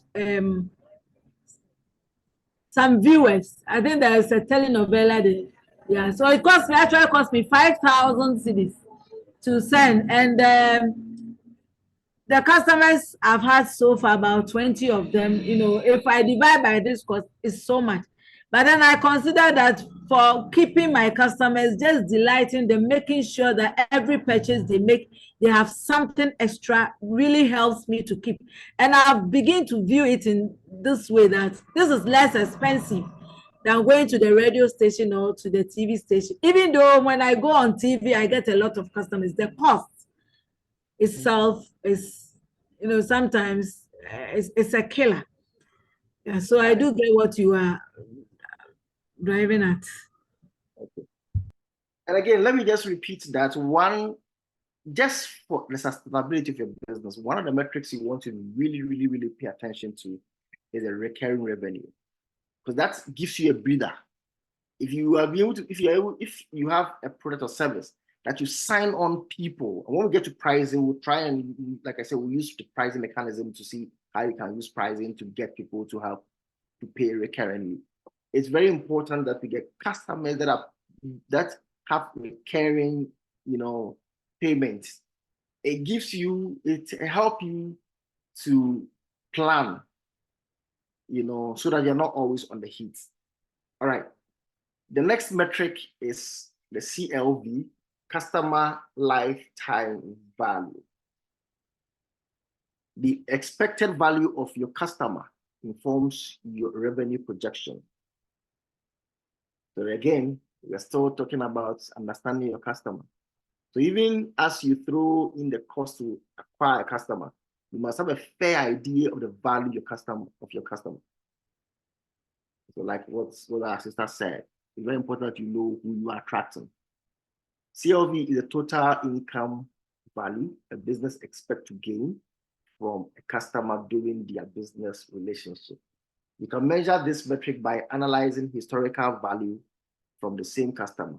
And for new customers, similar customers over the expected lifetime relationship. So for instance, if you have been able to classify your customers, right? There are some customers that you know that they have the same patterns of behavior. And so if you are going to acquire that kind of customer, you can do a projection by what you already know. And also some of the customers that you have already, you can actually calculate their lifetime value. It measures, in measuring CLV, the business should look at the total average revenue generated by the customer, the average purchase frequency, and the average amount spent per transaction. This will give you a better valuation.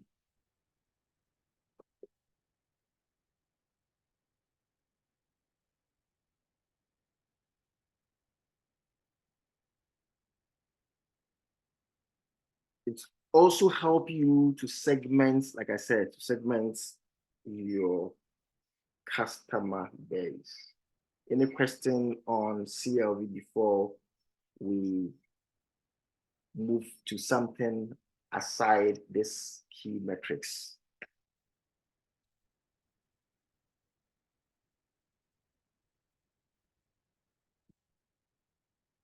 Okay, then I have an exercise for all of us.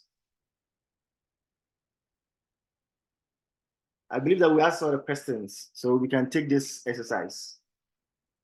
15 minutes may be too much. We can do ourselves some 10 minutes or 5 minutes. So the question is that take 4 of these metrics, except the profitability, and identify the results in your business.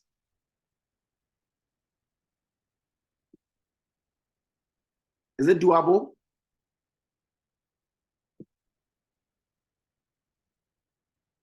Hello?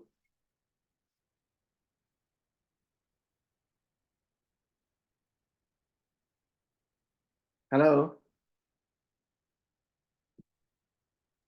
Hi, I can hear you though. Henry, this metrics you're talking about, is it what you've given us, like the burn rate, churn rates, customer lifetime, whatever, and the financial runways? Yes. Those are the ones you want us to identify the results in our business. Yes. Okay, you should have stated it for clarity, so that it's not like our minds are in a. That's why I said Okay. I accept the profitability. Apart from, okay, thank you. So you wouldn't talk about the operating profit. This one will talk about that. Whoever will be so you have 5 minutes to be fine, 10 minutes. Then I'll call randomly, and then maybe you share with us how it is. If you share, it also help you. So that I'm sure that as we are discussing, it brings your attention to some of the things that you've not thought about. Like I said, some of these things, the reason we're discussing is because you are on the same market. You are basically competing with people who are also, have more of these resources. All right. So what is the time? It is 11:44, I believe. It's 3:44 a.m. here. 11:44. So by 11:50, we should be able to share some of these metrics by our business.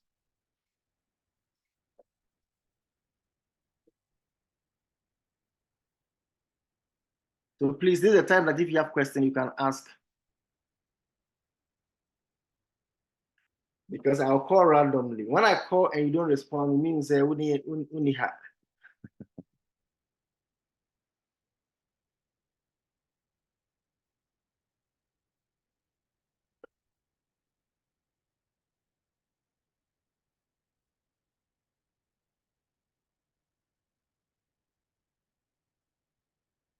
Gideon, your question finished? Oh yeah, I'm cool.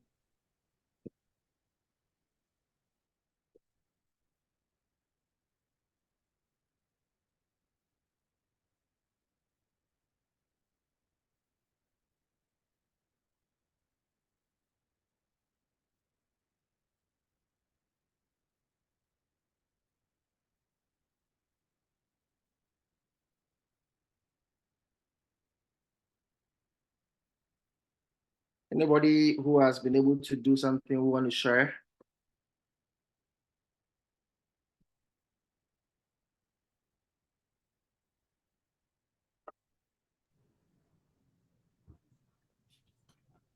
Yes, Stephanie.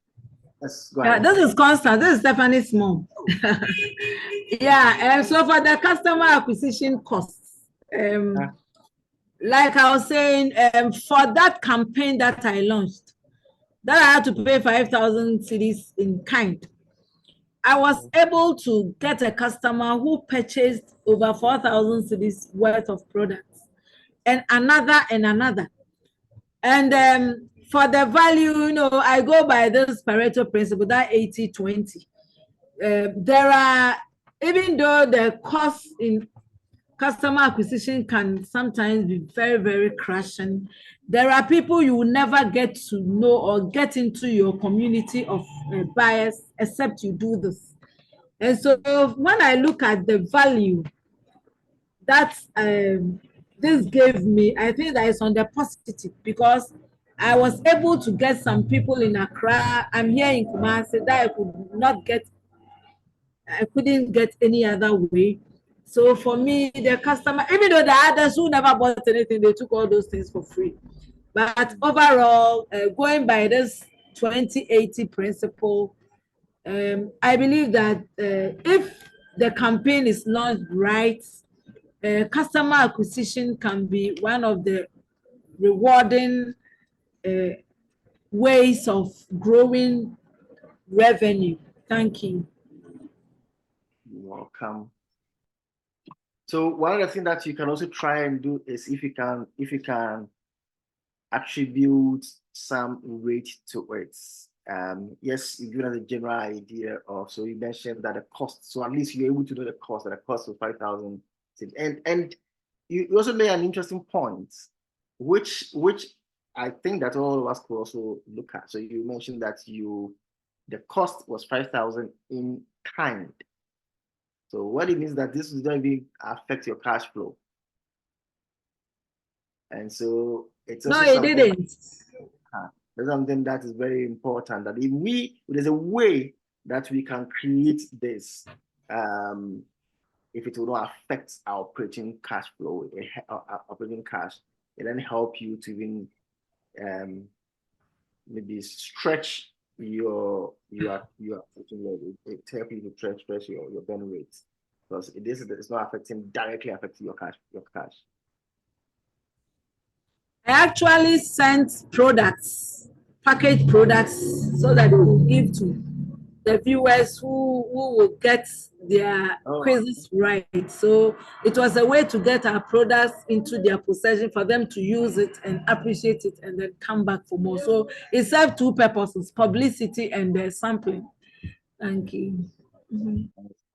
Sounds good. Anybody else? Otherwise, we can continue. Anybody else?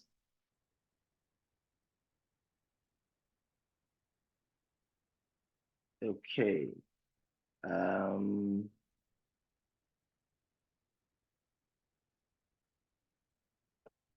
right. Let me ask Abigail, are you with us? Yes, please. Okay. Is it going well? Okay, so I was doing the burn rate, and at the beginning of the year we started with 70. Our business is seasonal, so we started with 75,000, and at the end of the 3 months we used 69,000. So when I did the calculation, I was getting 2%. I don't know if that's good or. Hello. So you said 3 months. So you had, let's calculate it well. So you had 75. You had 75. Yes, please. That's what we started with. Sorry about them. We started with 75,000. And then in 3 months you spent how much? Or you were left with how much? We spent 69 out of the 75. So it means that, so let's just take the 69 as what you spent, and this is in 3 months. So if you divide it by 3,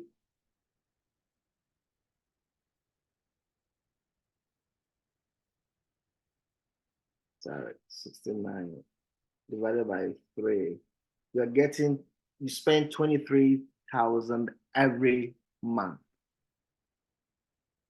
Now, if you divide this 23 by the 69, it means that your rate per month was 33%. But there again, just like I mentioned again, you need to look at it. If these are seasonal costs that you spend, are you going to make up with this? Because if you don't make up, and then another season, another 3 months, you're going to spend, it means that within 6 months, you don't have money. You basically be owing. Okay. So your rate is actually about 34% over the 3 month period. So 34% per month, that's the rate that's of your spending. Okay. So that is quite high on an average basis, because basically when you are doing 34% per month, it means that within 4 months you don't have anything left. You understand? So then, unless, so like you mentioned, so for example, if we say agriculture, and then you spend this over 3 months, you would have to wait and get the reaping effect of what you have done to see how much you will get. so that you can get a proper way of calculating it. Otherwise, you will be calculating it only on one side. Oh, okay, okay. Hey. Okay, so actually I get it now because that's how ours is. So after we are into agriculture. So after the 3 months of production and everything, that's when we start with the marketing and all those things. So before that's for the 3 months, that's when we do production and everything. So after the after the 3 months, that's when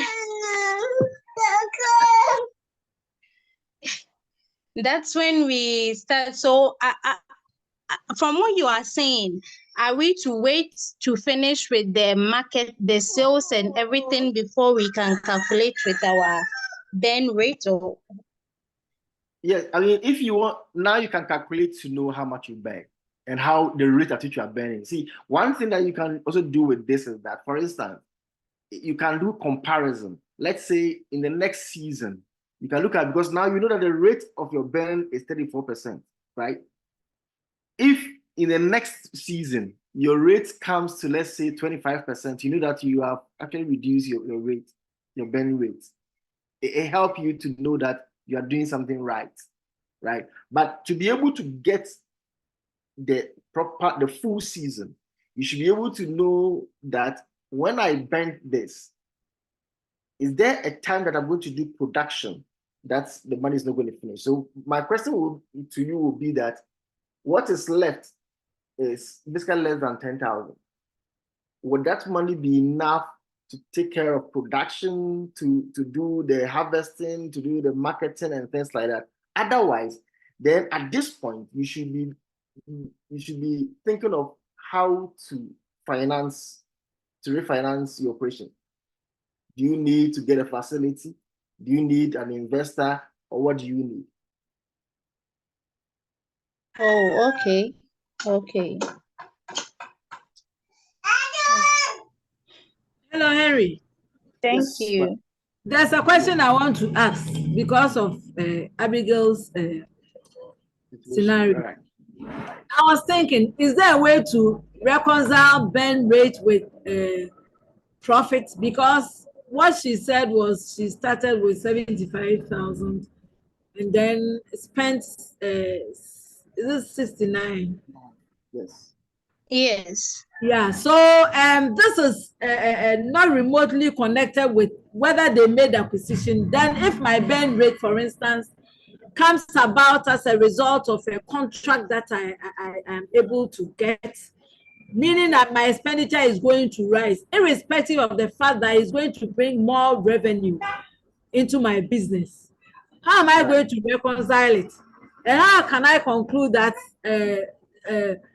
due to these factors, my expenditure in this first quarter of the year was so high, and use it to predict what will happen next year? I want to know the burn rates. Like for theirs, is they are into the agri sector. So how did they spend the money? By buying produce, and in buying produce to stock or to feed the business. Is that considered as part of the burn, or is just like how money disappears without a trace? Because if the burn rate has justifiable is justifiable, then how do I place it? I just want to come clean so that I will know whether the burn rate is just the money that is coming, that I'm spending, irrespective of what it is also adding to it. That should cause me to be alarmed. Thank you. So first of all, burn rate includes all the spending, whether it is justifiable or it's not justifiable. When we're discussing, somebody mentioned, I believe it was Naomi also mentioned that one of the ways that this is going to help you, burn rate help you, is to let you know, to identify where the cost centers and what you are spending on. right? To ask yourself whether these things I'm spending on, could I cut them? That's why I said that. So because it is a starting point, maybe you may have to do some form of projection to see, could I have reduced my rate to say 20% or 30% or 34%? When they run a business for, let's say, 3 or 4 years, they can compare their burn rate, or maybe 4 seasons. They can compare their burn rate to see that season 1 we burned, let's say 30-something%.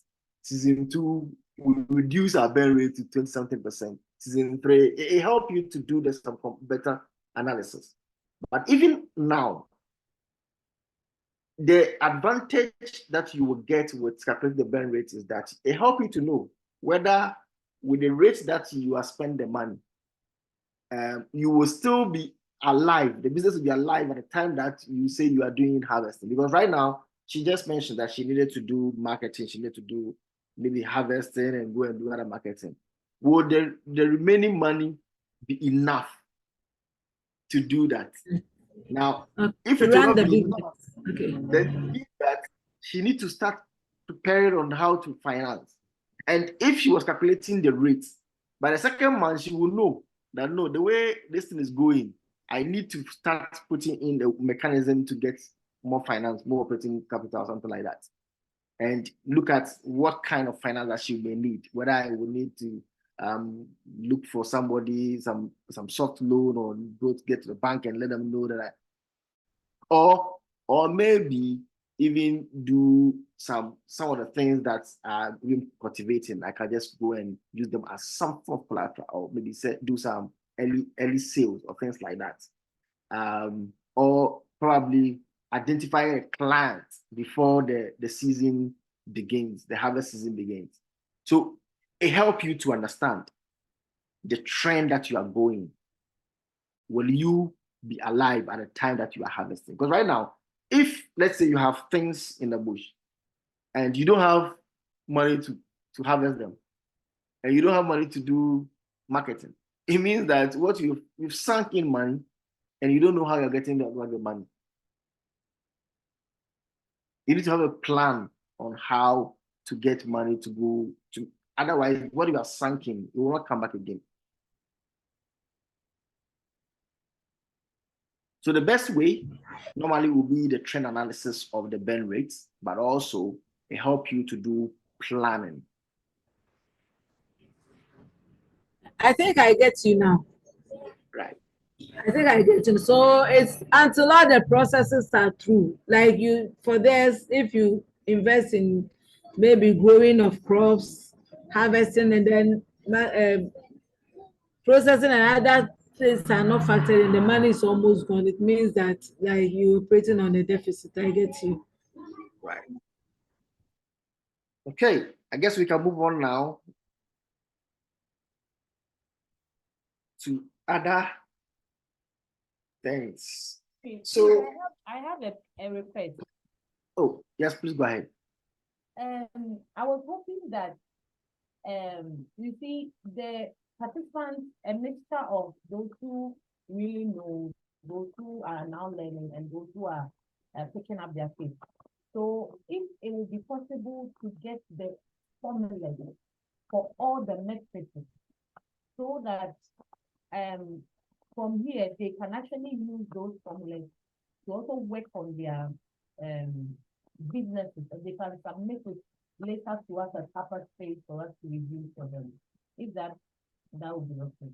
The formula for the burn rate, I've done some, I can share with you, but the rest I did not really get it. So if you can get the other formulas on how to calculate it in a formula form so that they can use it, I think that would really help. That's good. I mean, so you let me know what you have, and then we can just do the ad. But most of the things are in the write-up. So just because I was presenting, normally some of these things, if you're doing face-to-face, it would have been helpful. We would have sat, observed, checked, and things like that. Zoom training. Right now, I'm not even so sure how many of us are actually here. And whether I'm really making sense. We did here. We are here. You do the derivations based on the notes you give to us. We'll try Uh-huh. and do Yeah, some derivations. Yeah, I would like to do my own derivations the way it will help me. exactly. Of course, the integrity of your Those who are talking are those who are talking. lectures will be maintained. There are few that I'm hearing talking. Some of them I'm not hearing talking. I'm not so sure whether they are here or not. Oh, we are here. We are here. You're asking for everybody, eh? Yeah. Okay. So I'm going to go a little more slow within the next part so that we catch if there are formulas in, we get them so we can be able to use them. So we're going to go to the accounting equation, something that we are almost all familiar. It's easy, just that sometimes the way we treat them becomes a bit of abstract to us. So the simple formula that we know of the equation is that assets equals to liability plus equity, or assets minus equity equals to liability, or assets minus liability is equal to equity. This is something that most of us, I'm sure, are familiar with. So there are three components of the accounting equation, which we have to delve into one after the other. So, but I'm going to start with capital, and once I finish, we'll give ourselves something so that ask you something, try and see if you can calculate using the equation. And this is very important also because sometimes the way we look at the equation, there are things that we consider as equity that are not.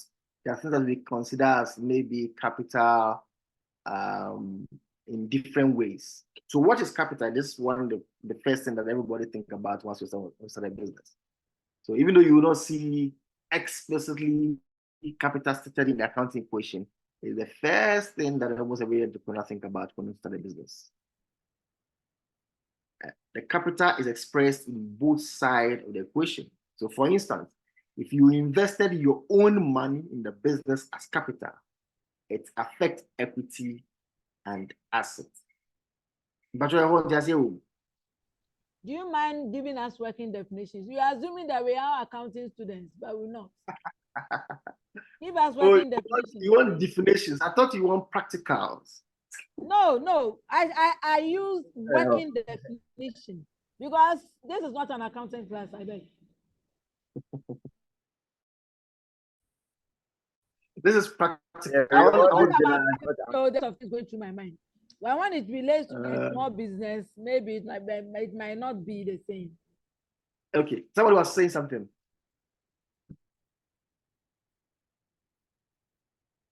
I was hearing a male voice. Yeah, we are good to go. Yeah. Okay, all right. So the definition is that if you put your own money in a business, that money is both equity and assets. How is it that?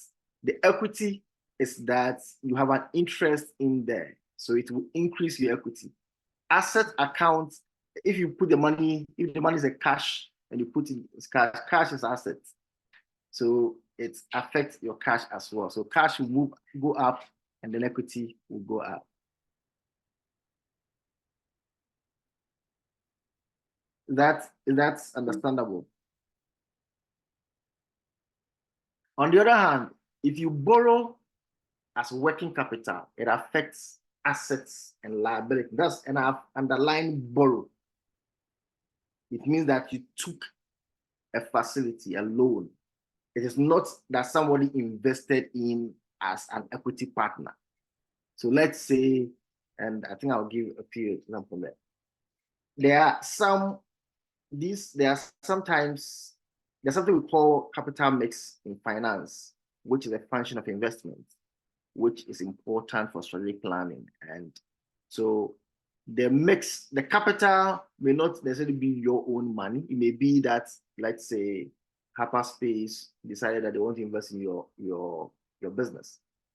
If they want to invest in your business and then take returns, not necessarily taking interest, but they will take get a portion of their business, it means that that affects equity as well and affects your assets.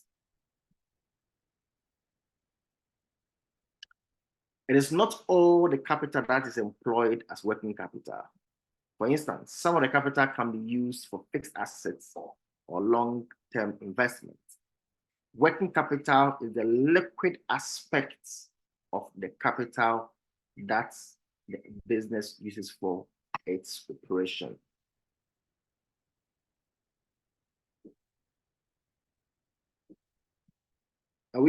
Is it clear with the capital part? It's now clear, because now when I bootstrap, that means that it's equity for me. When you bootstrap, yes. So when you bootstrap, basically it's when we get to the part where we are dealing with the financial statement, we will look at what goes into those parts. But basically, when you bootstrap, it means that you have retained earnings, and earnings increases your equity. Okay. So owner's equity. This is a part of the business asset that owners can claim. And please note this. This is not the same as profit. This is not the same as profit. Some entrepreneurs take their profits as theirs, and some even go to the extent of taking their revenue, their sales, as owner's equity. It's sometimes called shareholders' equity. If you add up all the resources of a business and subtract all the claims from third party, which is the liability, what is left becomes the owner's equity. But let's do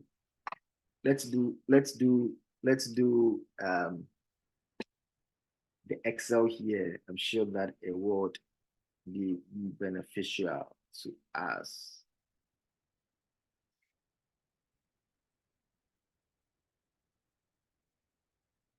Okay. So assets, liability, equity. All right. So what are some of the values that we can call as assets? So we have said that assets are everything that the business owns. It doesn't matter how it came in.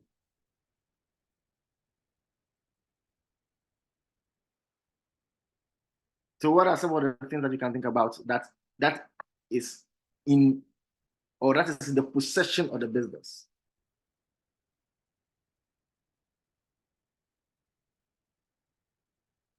Hello?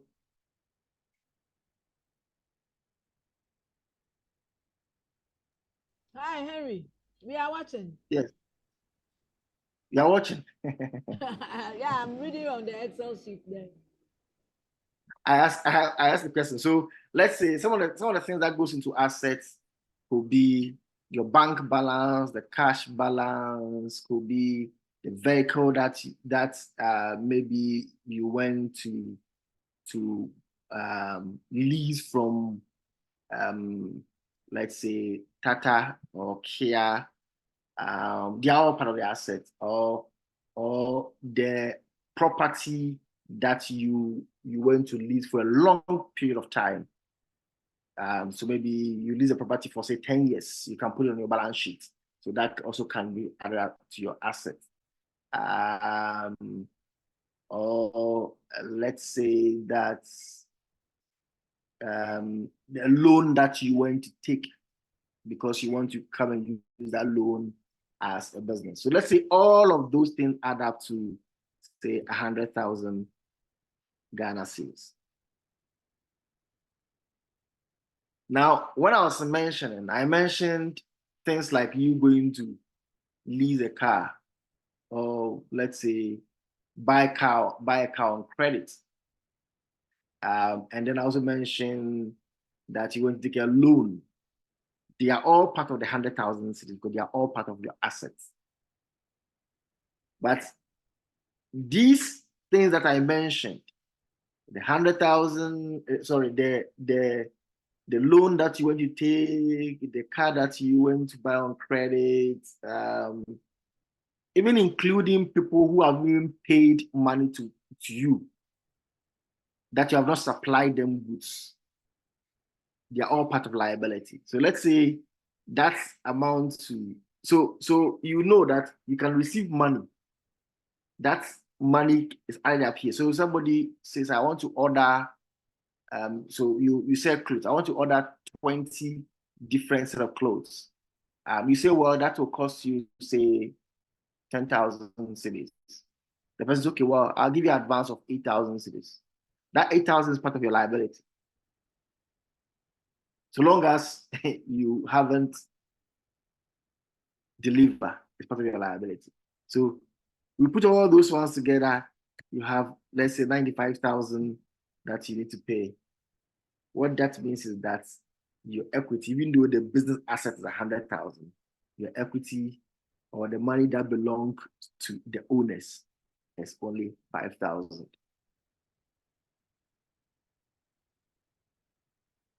So maybe the person gave you money. You said the thing is 20,000. The person say, I'll give you, it's 10,000. The person, I'll give you 8,000. 8,000 is here. Don't come and add the 8,000 to this and think that it is your money, so you are spending, so you have 13,000, because that money is not yours. Not until you have given the delivery.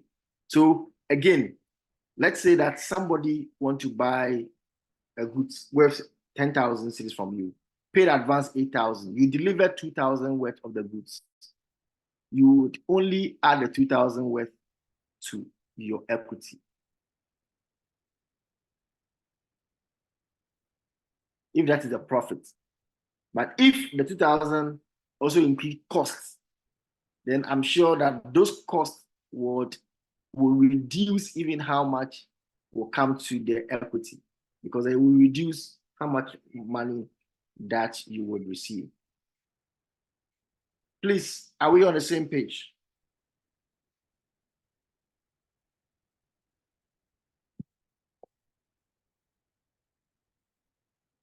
Any question? Continue. Okay. Please, can we go over again? I actually didn't get it. Thank you. You didn't get it. Okay.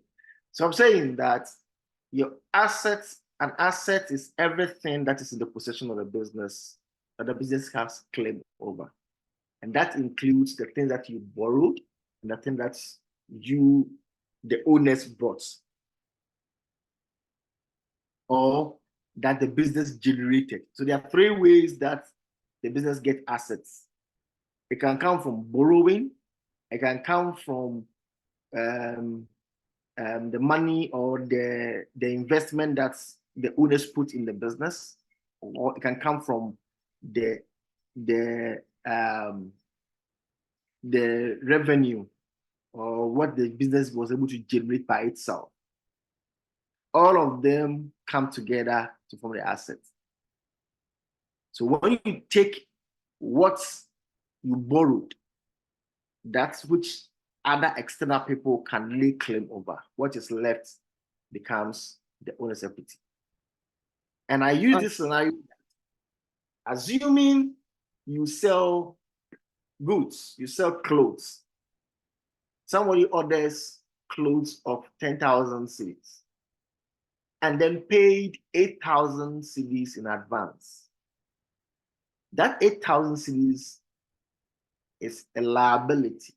It is not your money. It is not profit. Neither is it part of your owner's equity. Assuming that the 8,000 cedis the person paid, you delivered goods worth 2,000 cedis, right? And then maybe the 2,000 cedis, let's say you are factoring expenses in it, expenditure will reduce the 2,000 cedis to say maybe 1,500 cedis.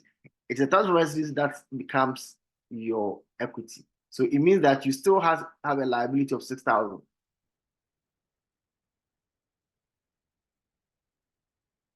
Please, is that part clear? Yes, please.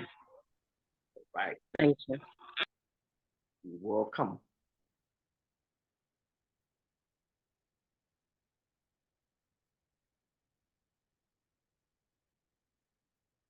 Okay.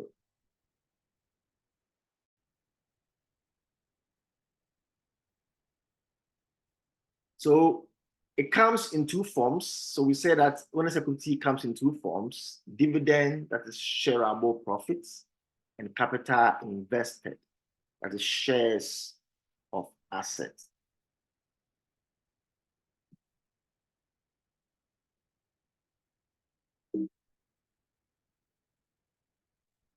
The next that we look at is the assets.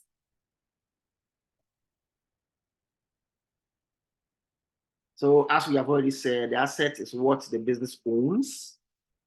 And it's important for business owners not to think the asset or the business are their own business, their own, because it includes other external claims.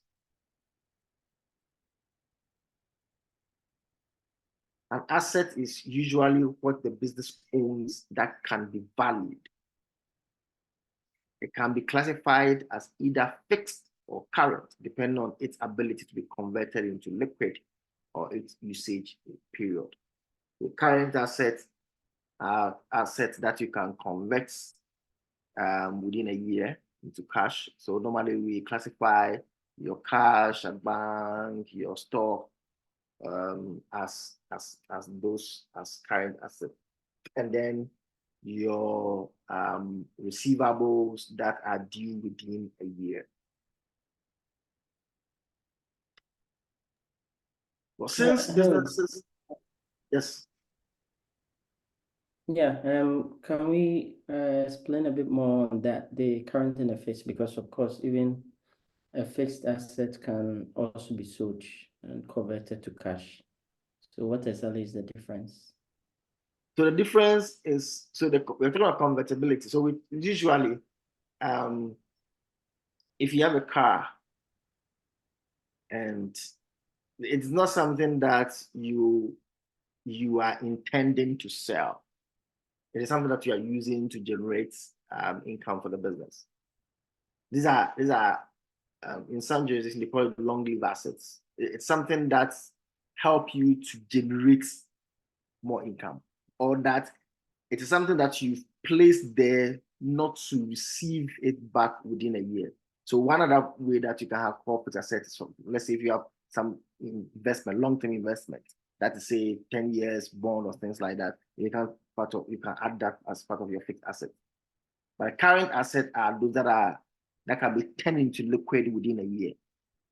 Of course, there are some let's say some stocks that it may not have been sold within the year, but we classify all of them because they are sellable. They are things that you will sell, and the cycle that you are selling. So let's say the one who does agriculture, if she has produce, those products can be classified as current assets.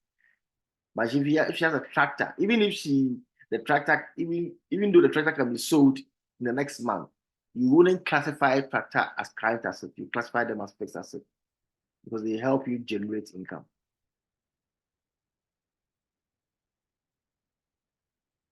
Is that understandable?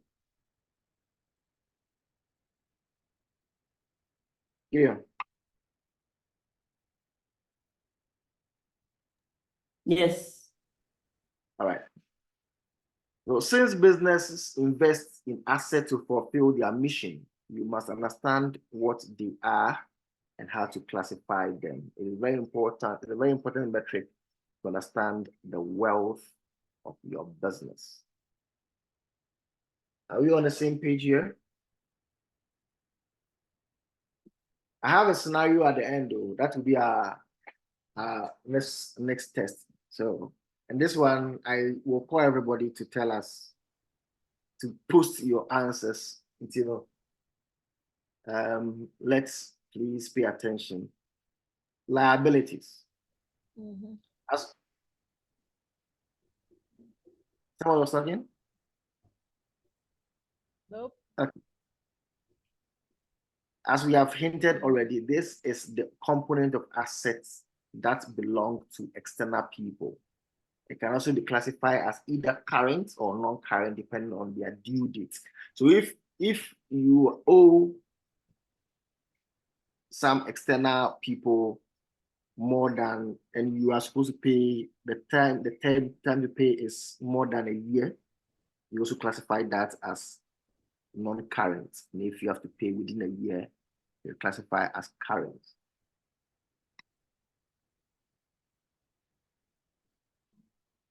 I believe liabilities explanation is also clear. Okay. Income.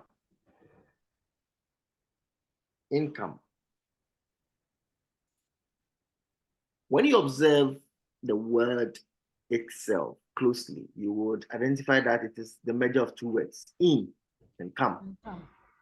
Yes. So that is a self-explanatory thing.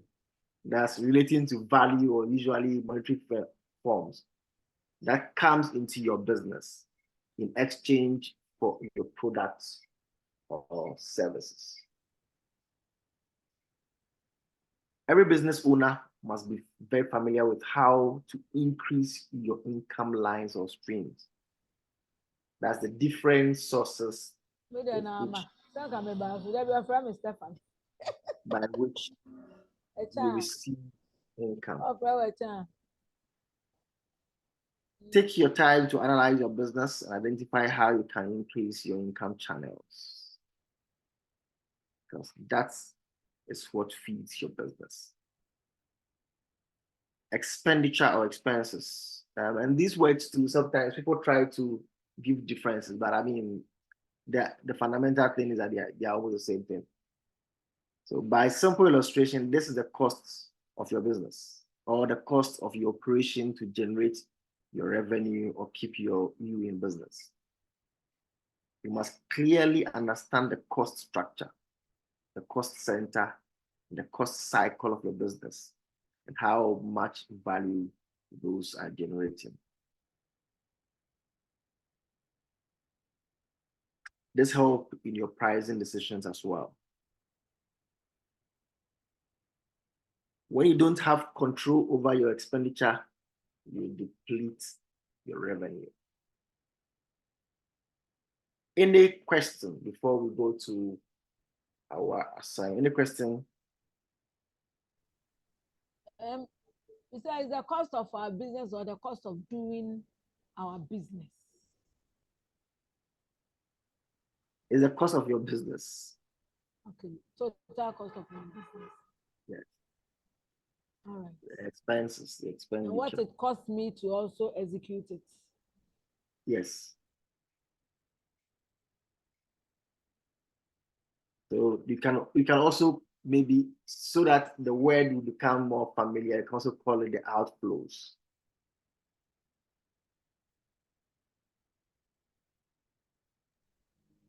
Okay, since we all understand, let's take this test. Can we get somebody to read for us? Anyone can just.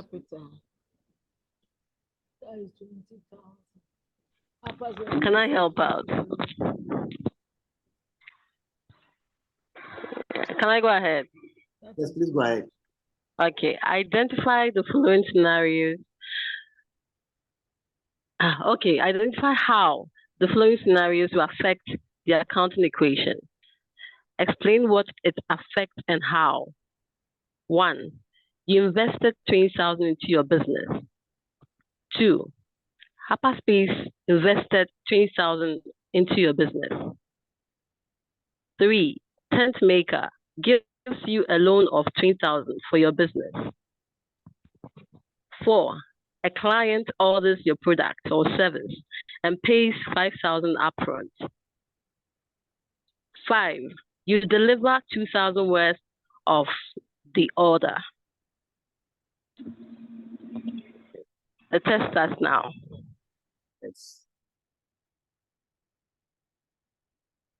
So please, once you are done, post it in the chats, and then we do a recap. It is 4, 5, 6, 4 plus 8 is 12, 29. 12, 29. All right. So by 12, maybe 35, 5 minutes, right? Okay. So endorse me. Can I use 1 minute to do each one?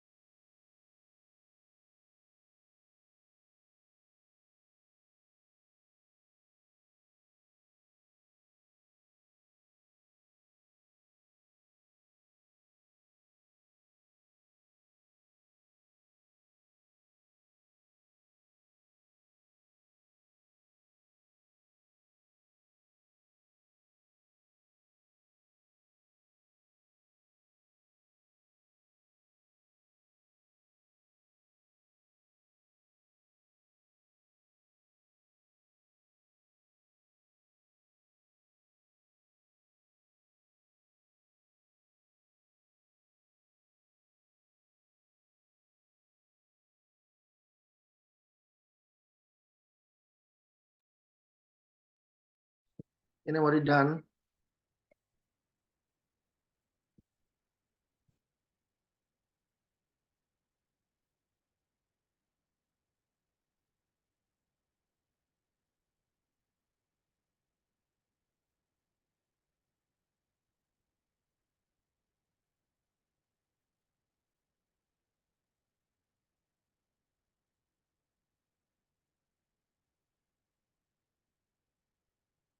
Hello. Yes. So Okay. and then you can put it in the chat so that All right. can get other people also try their hands on. If you didn't get it, then we can answer the question. If you didn't get it, so once we're done, we just get those who put in the chat to tell us how they got it, and then we can bring the curtains for today. So we put it in the chat box or we call it out to Yes, you. please. Yes, please. Put in the chat for now. Okay.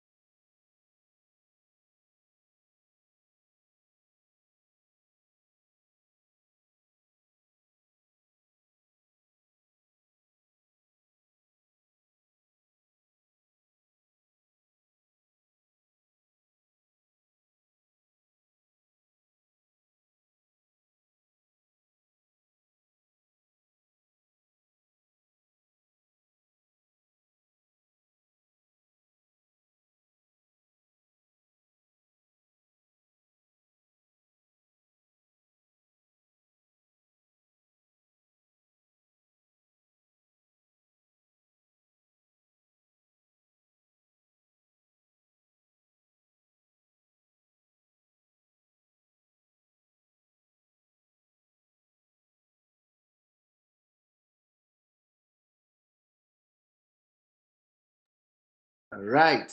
So at this time, I see one person has put his or her, Laurentia has put her results in. Laurentia, can you just tell us how you arrive at your asset and your liability and your equity? Okay.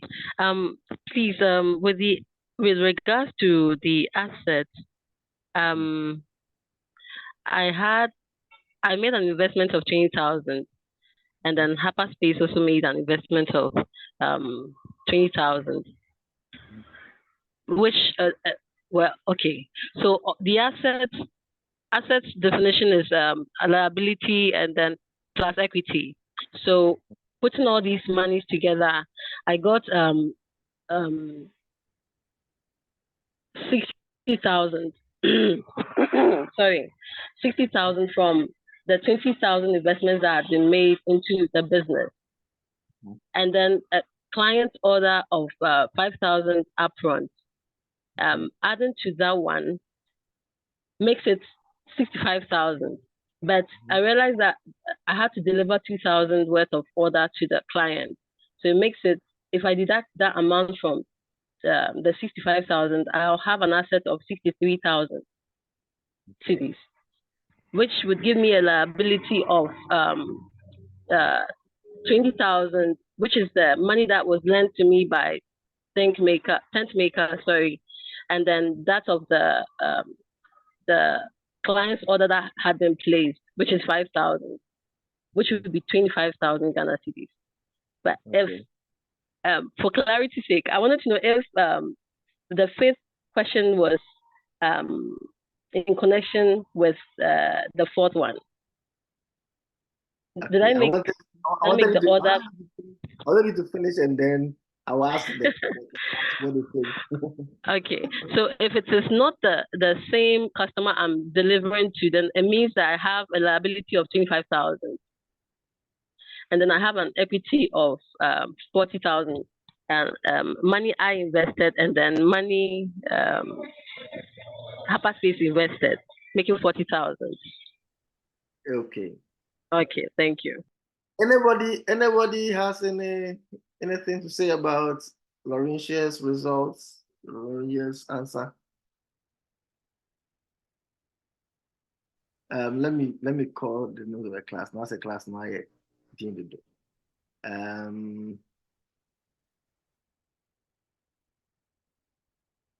Gabriel, what do you think? What do you think about what Laurentia just presented?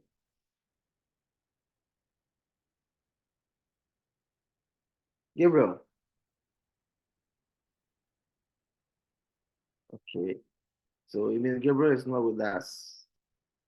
Dolphin Couture. What do you think?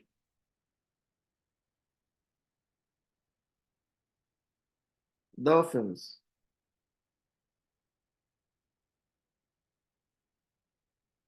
Okay, Dolphins is not with us.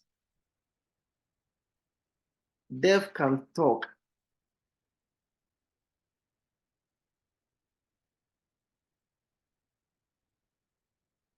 Dev can talk. Okay. Yeah, people are not with us. So.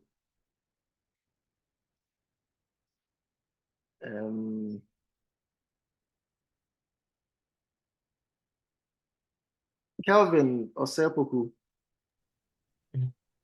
Yeah, hello. Yes, sir. Yeah, what do you think?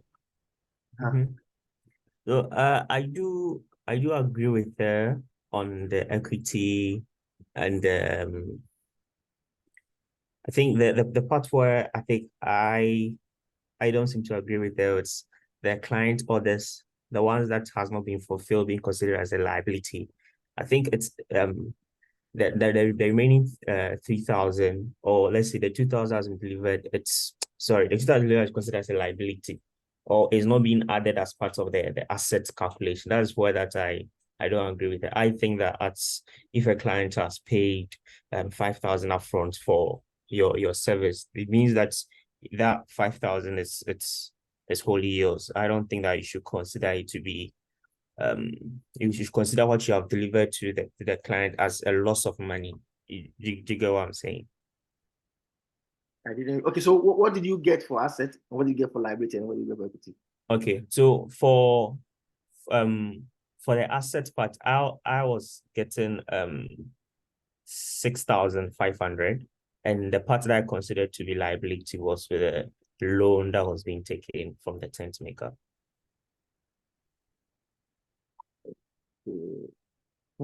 Assembly bad. Assembly bad. Okay. Kaya app. What do you think?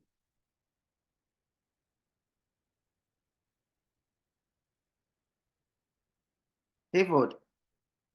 Hayford, what do you think? Hello. Yeah, Yes, sir. so my apologies. I was working it on my Excel so that I'll present it. So let me give a summary of what I have. So I place my personal investment 20,000, Hyperspace 20,000, making it 40,000. And I separated the loan, which was from tent makers at 20,000. So when it got to the sales, the service arm into service, so it was 5,000. I was able to deliver 2,000 cedis worth of service, and I had to fulfill account payable under 3,000 cedis. So what happened was I needed to add the investment and the loan, which gave me 60,000. I was completing the other one until you called me. So if I can finish it up, I'll All right. present. I'll be trying to finish. All right. Stephanie. Yeah, Oh, that's good. Constance. Yeah, I've Okay. presented mine. You need I see you have presented. I see you have presented. Okay, but because you just wrote assets and you presented everything, I was trying to. So can you walk us through, please? Okay, initially I wrote down the equation as assets.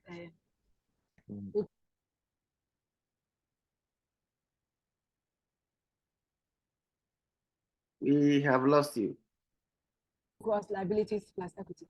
So in this instance, the equity will be 20,000. And Hyperspace invested 20,000, and tent maker also gave out a loan of 20,000, making a total of 40,000.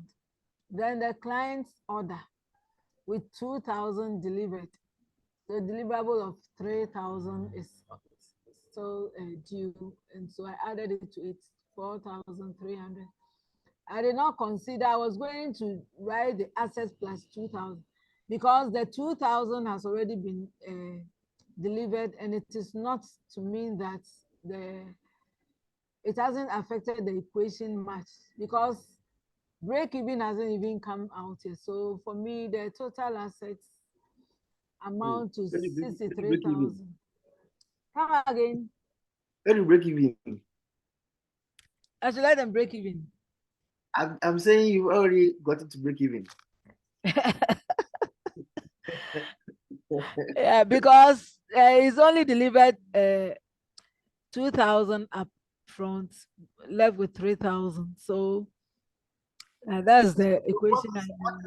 What is the 43? So okay, so whatever you've presented is only for asset, right? So where is your liability? Assets equals liability plus equity. That's what I put. 43,000. The liability is 43,000. The equity is 20,000.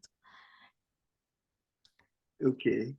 Yeah, because it no longer belongs to the business owner.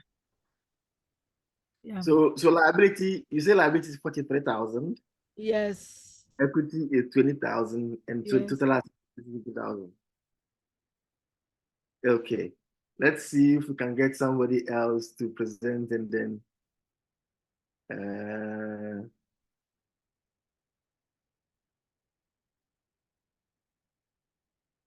the Hyperspace staff, are you also calculating? Joseph and Naomi, are you also calculating?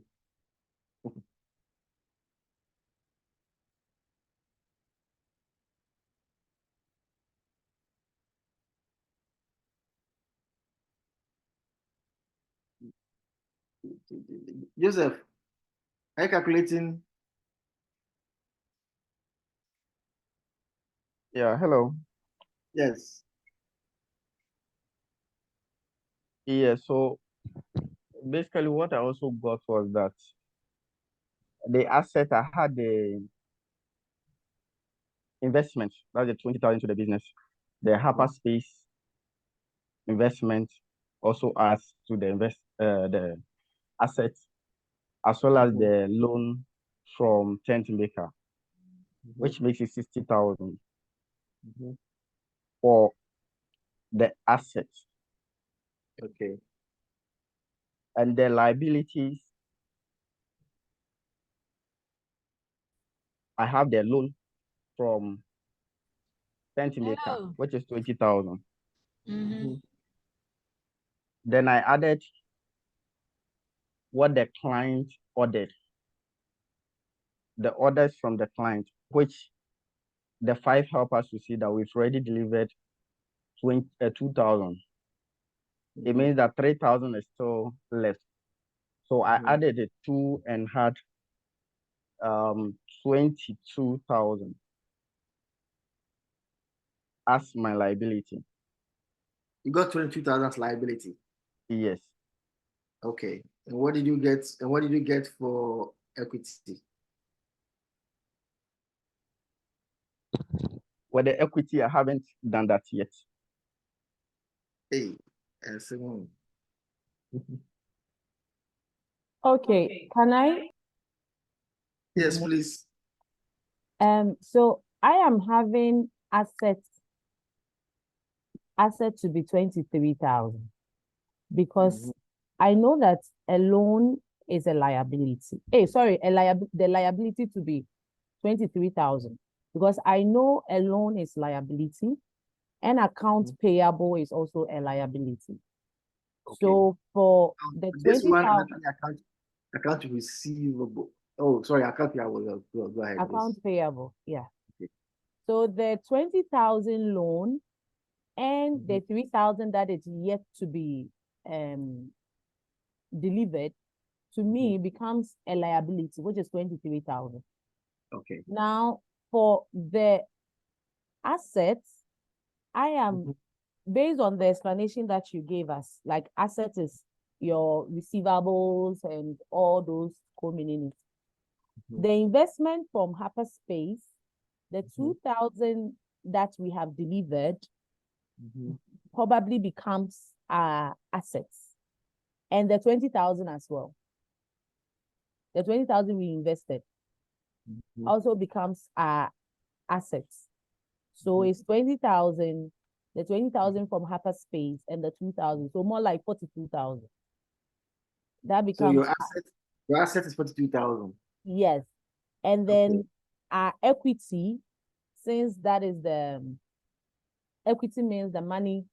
I think the calculation that you put there is some deductions that you have to do. Okay. Oh, okay. So the 20,000 will also come and join. So it will be 42,000, yes. And then the equity, when we do the deductions, like you put out there, I think, was it asset minus liability and you get the equity, right? The formula you put out there. The formula I put out there. Let me go back to the formula. I'm sure that's most of, I wanted to get, what you have done right now, to know what you got as assets, what you got as liability, what you got as equity. Then I see, okay, I see. Since my assets, my liability was 23,000 and my assets is giving me 42,000. Somebody should do that for me.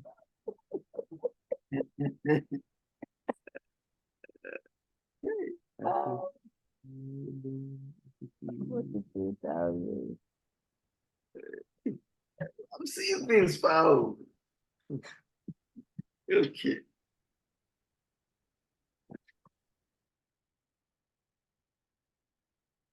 This is like a common thing that will happen to you, right? Like, I mean, the scenario is the familiar thing, something that you would see in a business, isn't it? Yeah. Yeah. Okay. Please. You know, I'm just thinking. Okay, Naomi, did you get it? Did you get as your asset, your liability, and then your equity? So my asset is 43,000. My liability is 23,000. I wanted to get the formula right so that I will do the equity. Okay, my equity, I got 19,000. Okay, good. Let's see how we deal with this. I'm becoming scared though. So my equity, I had 37. As a whole, is it? Because I'm going to be a few. I don't know where they're coming from, but I'm all right. So first of all, let's go back and then it is not possible. So first of let's take it from the top. Like I said, I wanted everybody to do it so that I see how far we've all done. But what I take first from Laurentia's own, what makes it the error is that your equation doesn't balance. Laurentia, can you see? Asset equals to liability plus equity. So you can change the equation anyhow you want to make it. If its assets is equal to your liability plus equity. So, but what you have right now, I see that you have 63,000 equals 65,000, which means something is missing there. Yes. So my asset is actually liability plus equity, which was the monies that I gave, all the 20,000 plus the 5,000 minus the 2,000 that I've made payments for. Okay, so I want us to get a principle first.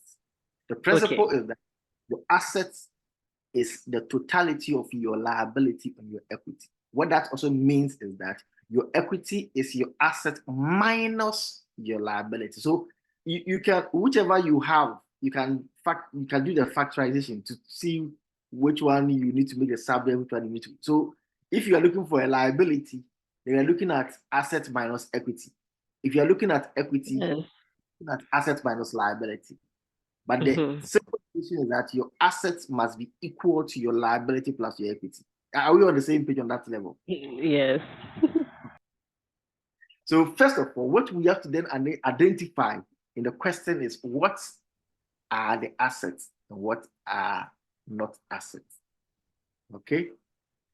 We've already said, let's go back, sorry.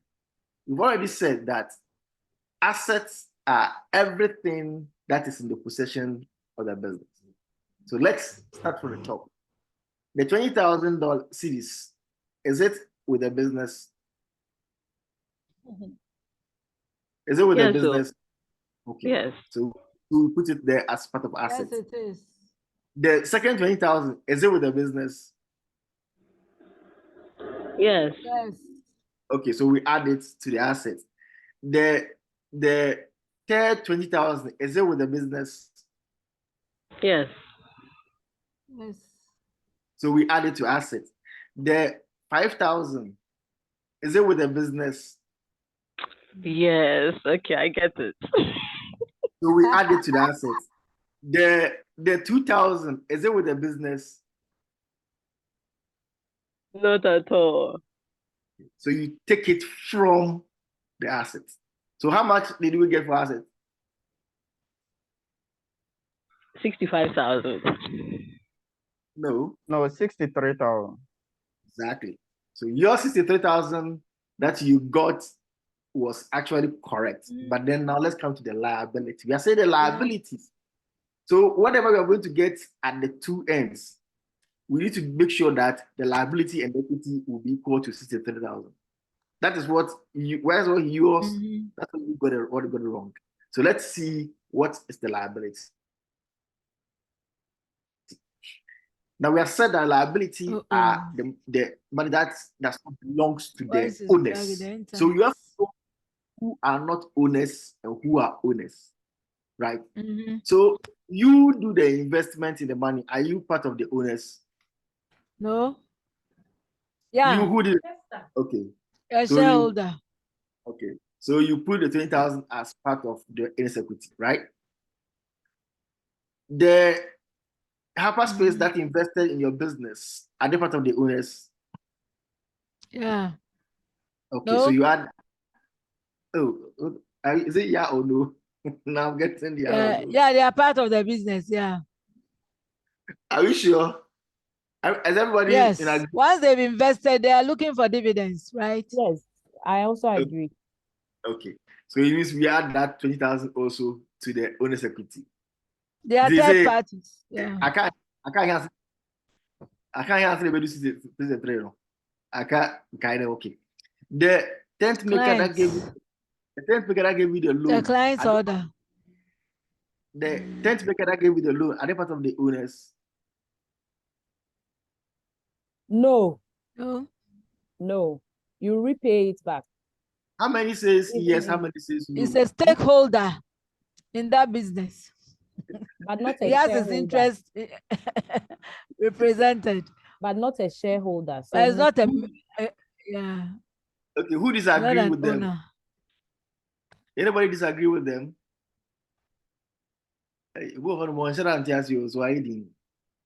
Okay.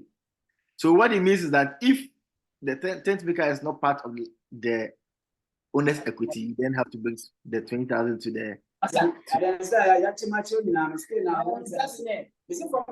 liability, right? Then the client ordered 5,000 and pay upfront. That money, is it your money? Is it for equity for the owners or it is for external people? No, it's for the owners. The 5,000 that they pay, is it it's for the still owners? A deliverable. It's for the owner. Why is it for the owner? It's for the business. Hey, sorry, it's for the business. The business part. Yeah, because it's a service that needs to be rendered and it's not even yet complete.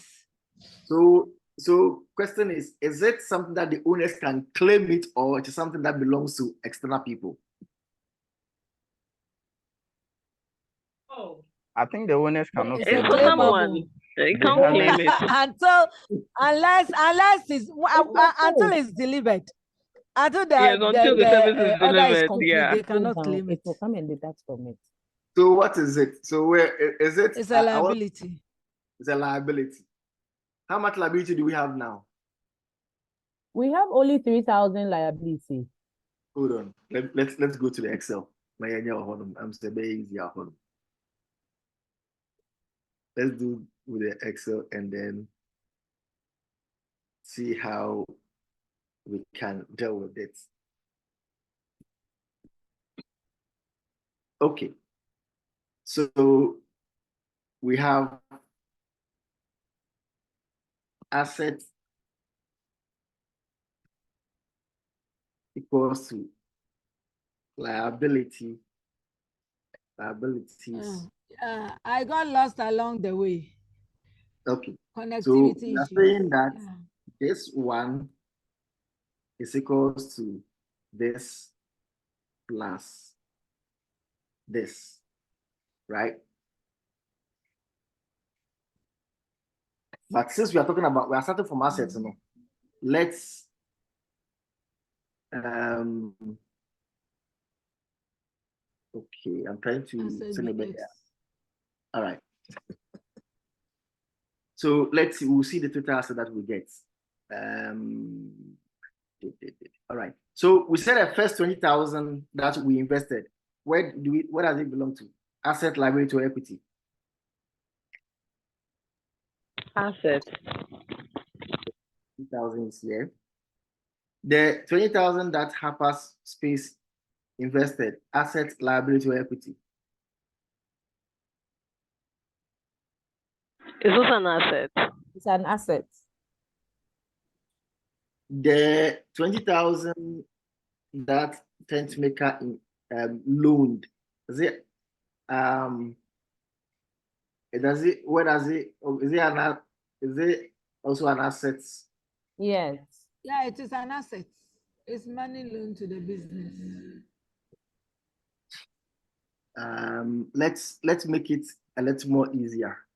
The 20,000 that we invested, it is asset and what? Because equity. In equity. Equity. All right. The 20,000 that Hyperspace invested, it's asset and what? Equity. Okay. The 20,000 that the 20,000 that Hyperspace invested and the business owner added will become the asset and equity. Okay. So 10 here. So the 20,000 that technical loan, where does it go to? The liability. Asset and liability. Okay, so 20,000 here and 20,000 here. Okay. Now, order. The 5,000 that was ordered, where does it go to? I like to think of it as 3,000 because that's only what is represented. The other has been, 2,000 has already been served. We will get there. Let's use the figure that is there. All right. Okay, so the 5,000, where does it go to? Asset. Asset and where? Liability. It's a liability. Liability. It's not yet been delivered. All right. It's a deliverable. The delivery, where does it go to? The clients. So which part does it go to? That's a negative figure. Asset and what? Liability. Okay. Yeah. So now let's look at the total and see how we all fare. Okay. Anybody got it? Everything? Anybody's lost? Anybody don't understand why we have this? So the first principle I said you have to understand is that this right side, this is the right side of it. The equation is this equals to this plus this. So whatever you get here must be equal to your assets. Your liability and your equity must always, it's a balanced equation. Yeah. So you must always balance. That's why I said that for Stefan, your only challenge was that the equation was not balancing. One part was 65, one part was 63. Is that so? Let's do the check again. Oh, sorry, Laurentia rather. Yeah. But for yours, because you didn't give us the details of what you did, I was not so sure where it was. So this part was what was confusing people a lot. And so let me explain it again. The order and then the delivery. I said this when I started talking. Yeah, you did. I said that when somebody does a prepayment, the money does not belong to you because you have not delivered yet. And until you deliver, you can't lay claim over it. It's not your money. It is just like a loan the person has given to you. And you only earn it when you have delivered the service or the product. So there are a lot of, so for instance, there are a lot of organizations that have this. Those who receive orders, like that is why we only have a lot of people like the tailors and then the seamstresses and all these people. They have problems because you feel like it's your own. Yeah. And yet you've not made a delivery. So that money is not part of. So you notice that the equity is still as it is. It's reduced here. So normally, this money that has reduced here, that is going to reduce here. If you made a payment The 5,000, this 5,000 that was paid. It was paid and it affected your, it was paid to you. It came to an asset, but it also was a liability.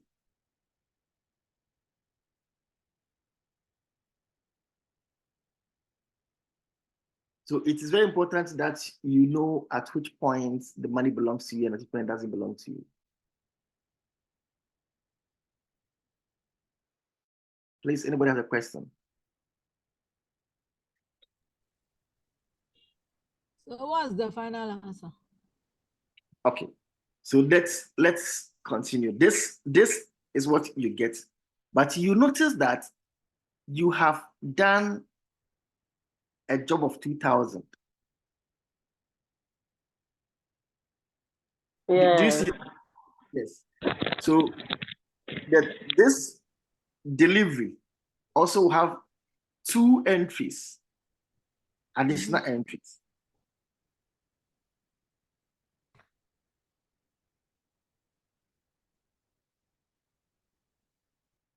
And that entry is that it would be a positive figure here and another positive figure here.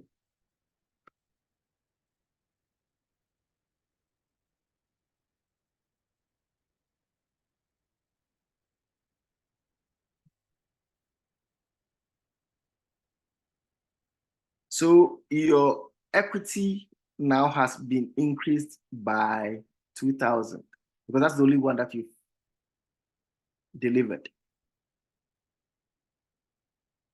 And the reason this is canceling this, so you see that you have a 65,000 here. And the reason that this is canceling that is that this money that is equity is already, it's still money that is in the bank. The 5,000 is still with you. Just that only 2,000 belongs to you. The 5,000 is with the company. Only 2,000 belongs to you. Have I confused you? You succeeded. All right. Now, when we ended, let me take this off. When we ended here, you understood it, right? Yes. Okay. But you notice that what you have done here means it looks like you have taken $2,000 from your money, from the company's money. Where did that money go to? In actual sense, you haven't taken any money from the company. So okay, the other way, normally we will not do it twice. The other way that makes it easier also for you is that To deduct. you would deduct it here and you add it here.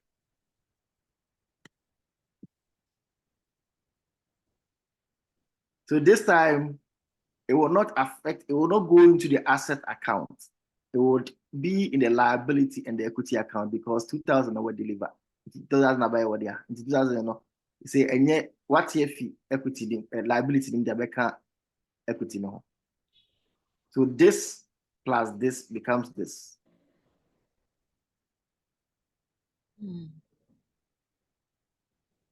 Yeah.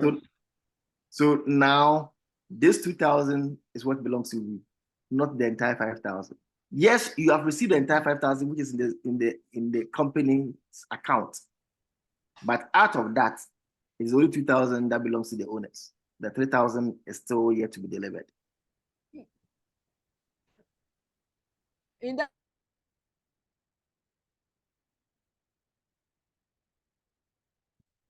Any is question? considered as profit. Say again. Hello. Yeah, Yes. since it's a service that was rendered or whether a product, are we assuming that nothing was invested into that delivery?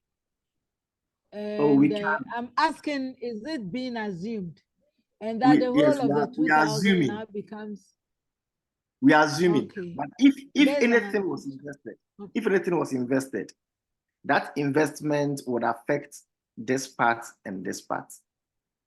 So assuming that let's say in your delivery, you will spend 500 cedis. You will take it from your account, the business account. And again, that 500 cedis, sorry, you take it from your business account, the 500 cedis,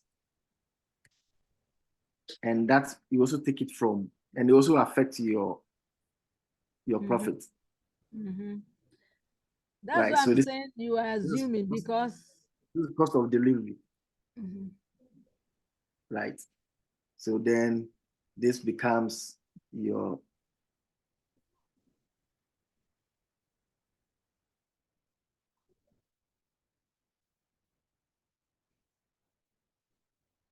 and again, your profit also was, I mean, if you net it, you see that it was 1,005 that you earned.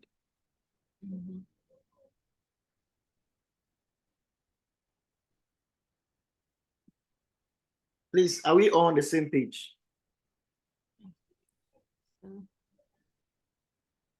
I ask this so that this is a hypothetical situation, but in the real, whether you could consider all of that, or I can even decide to take out my profit at that time, if it happened in real life. At which That's why point? I'm At which asking. point? You're saying here that the 200 now belongs to, is a profit. And that's why I'm asking this question, because it's a matter of principle that we are going to apply to our businesses. For instance, if somebody orders, I can't take the whole amount and assume it's profits. Right. And take it out of the, that's why I asked that question. Yes. So the cost of delivery or transportation, maybe you bought materials and things like that, is 500. So that 500, you took it from the company's business. Okay. So it will affect the money that was paid. Please, are we all on the same page?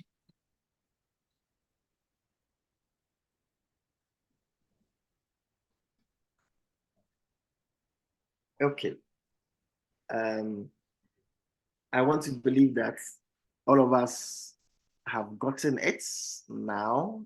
At least we know the effect of the accounting equation. Henry, I have a question. Yes, please go ahead. Supposing the business owner had delivered all the 5,000. Right. What will happen in this scenario? So if the business owner delivered all the 5,000, what it means is that you would have to. Okay, let's go back to the Excel and then do the real thing there. Okay. So deliver all the 5,000. So now it was left with 2,000 here, 3,000, right? Yeah. Let's say, so you take the 3,000 from here, minus 3,000, plus 3,000. And let's say the cost of this, so this is delivery, and this is cost. So the cost of delivery for the 3,000 was, say, maybe 1,000. So you took that 1,000 from the company. It will also affect your, your owner's equity. So this is this is how it will look like.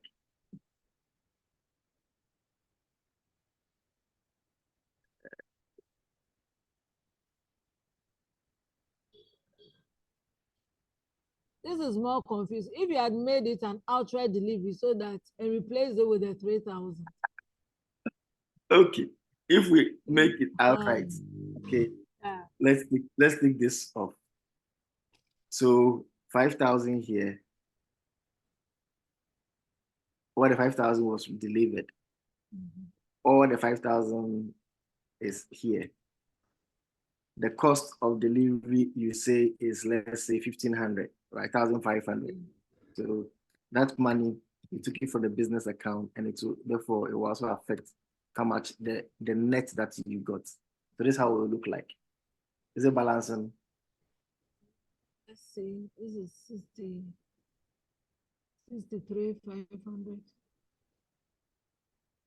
20,000. 43. Yeah, I think so. Okay. So you see that this 5,000 have been delivered fully. What is outstanding is the loan that Tentmaker gave. This So now 5,000. sorry, the liability column will shift because it will no longer be a liability. Yes, it becomes now that money. You see, the money is in the bank, but now this money belongs to these people. Okay, so this also to help you to understand the definition that we say. We say that everything that is an asset is what you have a claim on and what other people has claim on. The other liability.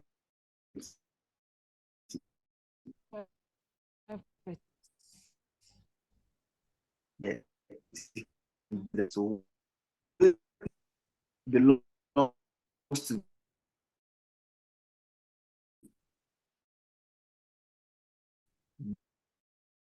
the owners and other people who are not owners. Yeah, Are we? just Gideon. to add that this is very important for all business owners.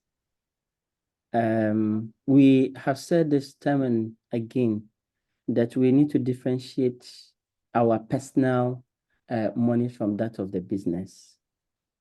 But if you do not understand what belongs to you in the business as the owner and what also belongs to other stakeholders in the business, you might end up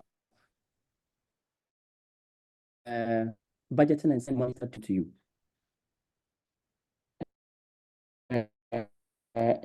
Run business activities ongoing, you might not feel it until probably what you expect to come in doesn't come. People are demanding for refund or demanding for service. Then you realize that you don't have money to even buy the resources needed to produce what you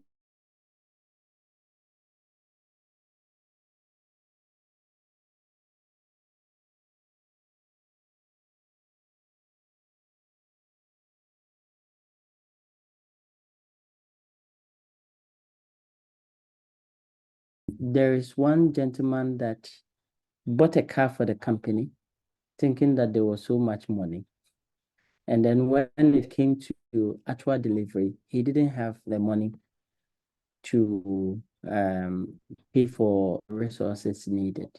So he went on borrowing. So now actually he feels that he has a growing business, but the business is growing only on loans. And he's paying crazy interest on them.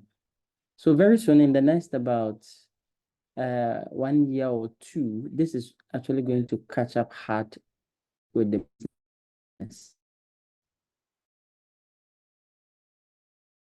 Business might not survive. Okay.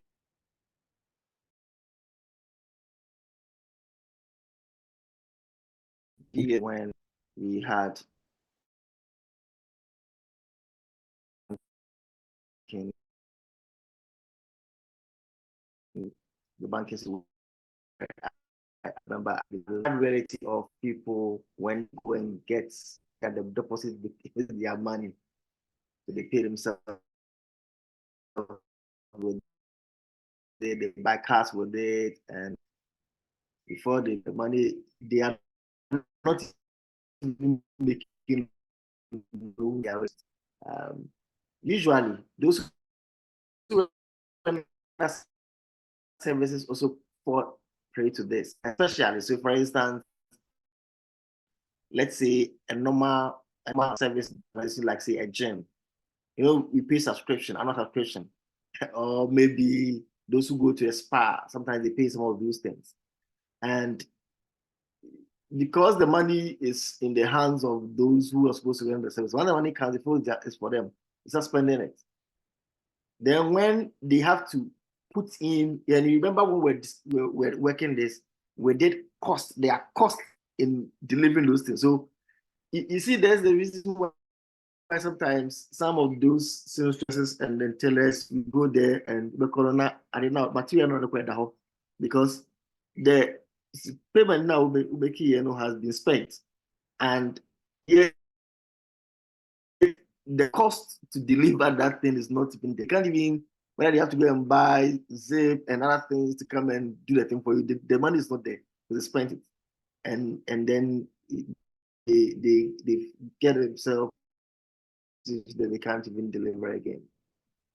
So it's very important, just as well been said, that you know which money belongs to you and which does not belong to you, and at which point the money is yours, and at which point it is not yours. On that note, if there are no questions, we would want to bring the curtains for today. By looking at what we go to accounting versus finance, look at some key terminologies. We're going to get one for an assignment, and then we've also look at the accounting equation. This is an assignment that I just want to us to try our hands on. I know that most of us may have some Excel template that we are using, and sometimes that's what we do. We say, oh, we need template to be a bit more useful, and I want software to be a bit more useful. Well, it is good that you get them, but you must understand the what goes into what you have had. Because otherwise, when there are some people are taking the money, or when the entries are wrong, you don't even know. If you go and then they can tell you that yes, we have money in the bank, but the money does not belong to us. You wonder why you say it doesn't belong to us. But once you understand some of these things, even if you don't need manually, the element of what the software is producing for you or what the Excel is producing for you.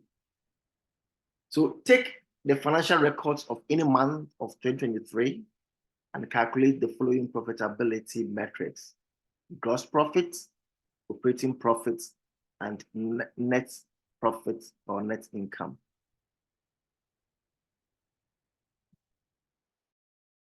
So tomorrow, before we meet tomorrow, if you can be able to, I don't know if there is a platform that you are all on, if you can share with the team tomorrow, we'll just call randomly, maybe a few of us to just share with us.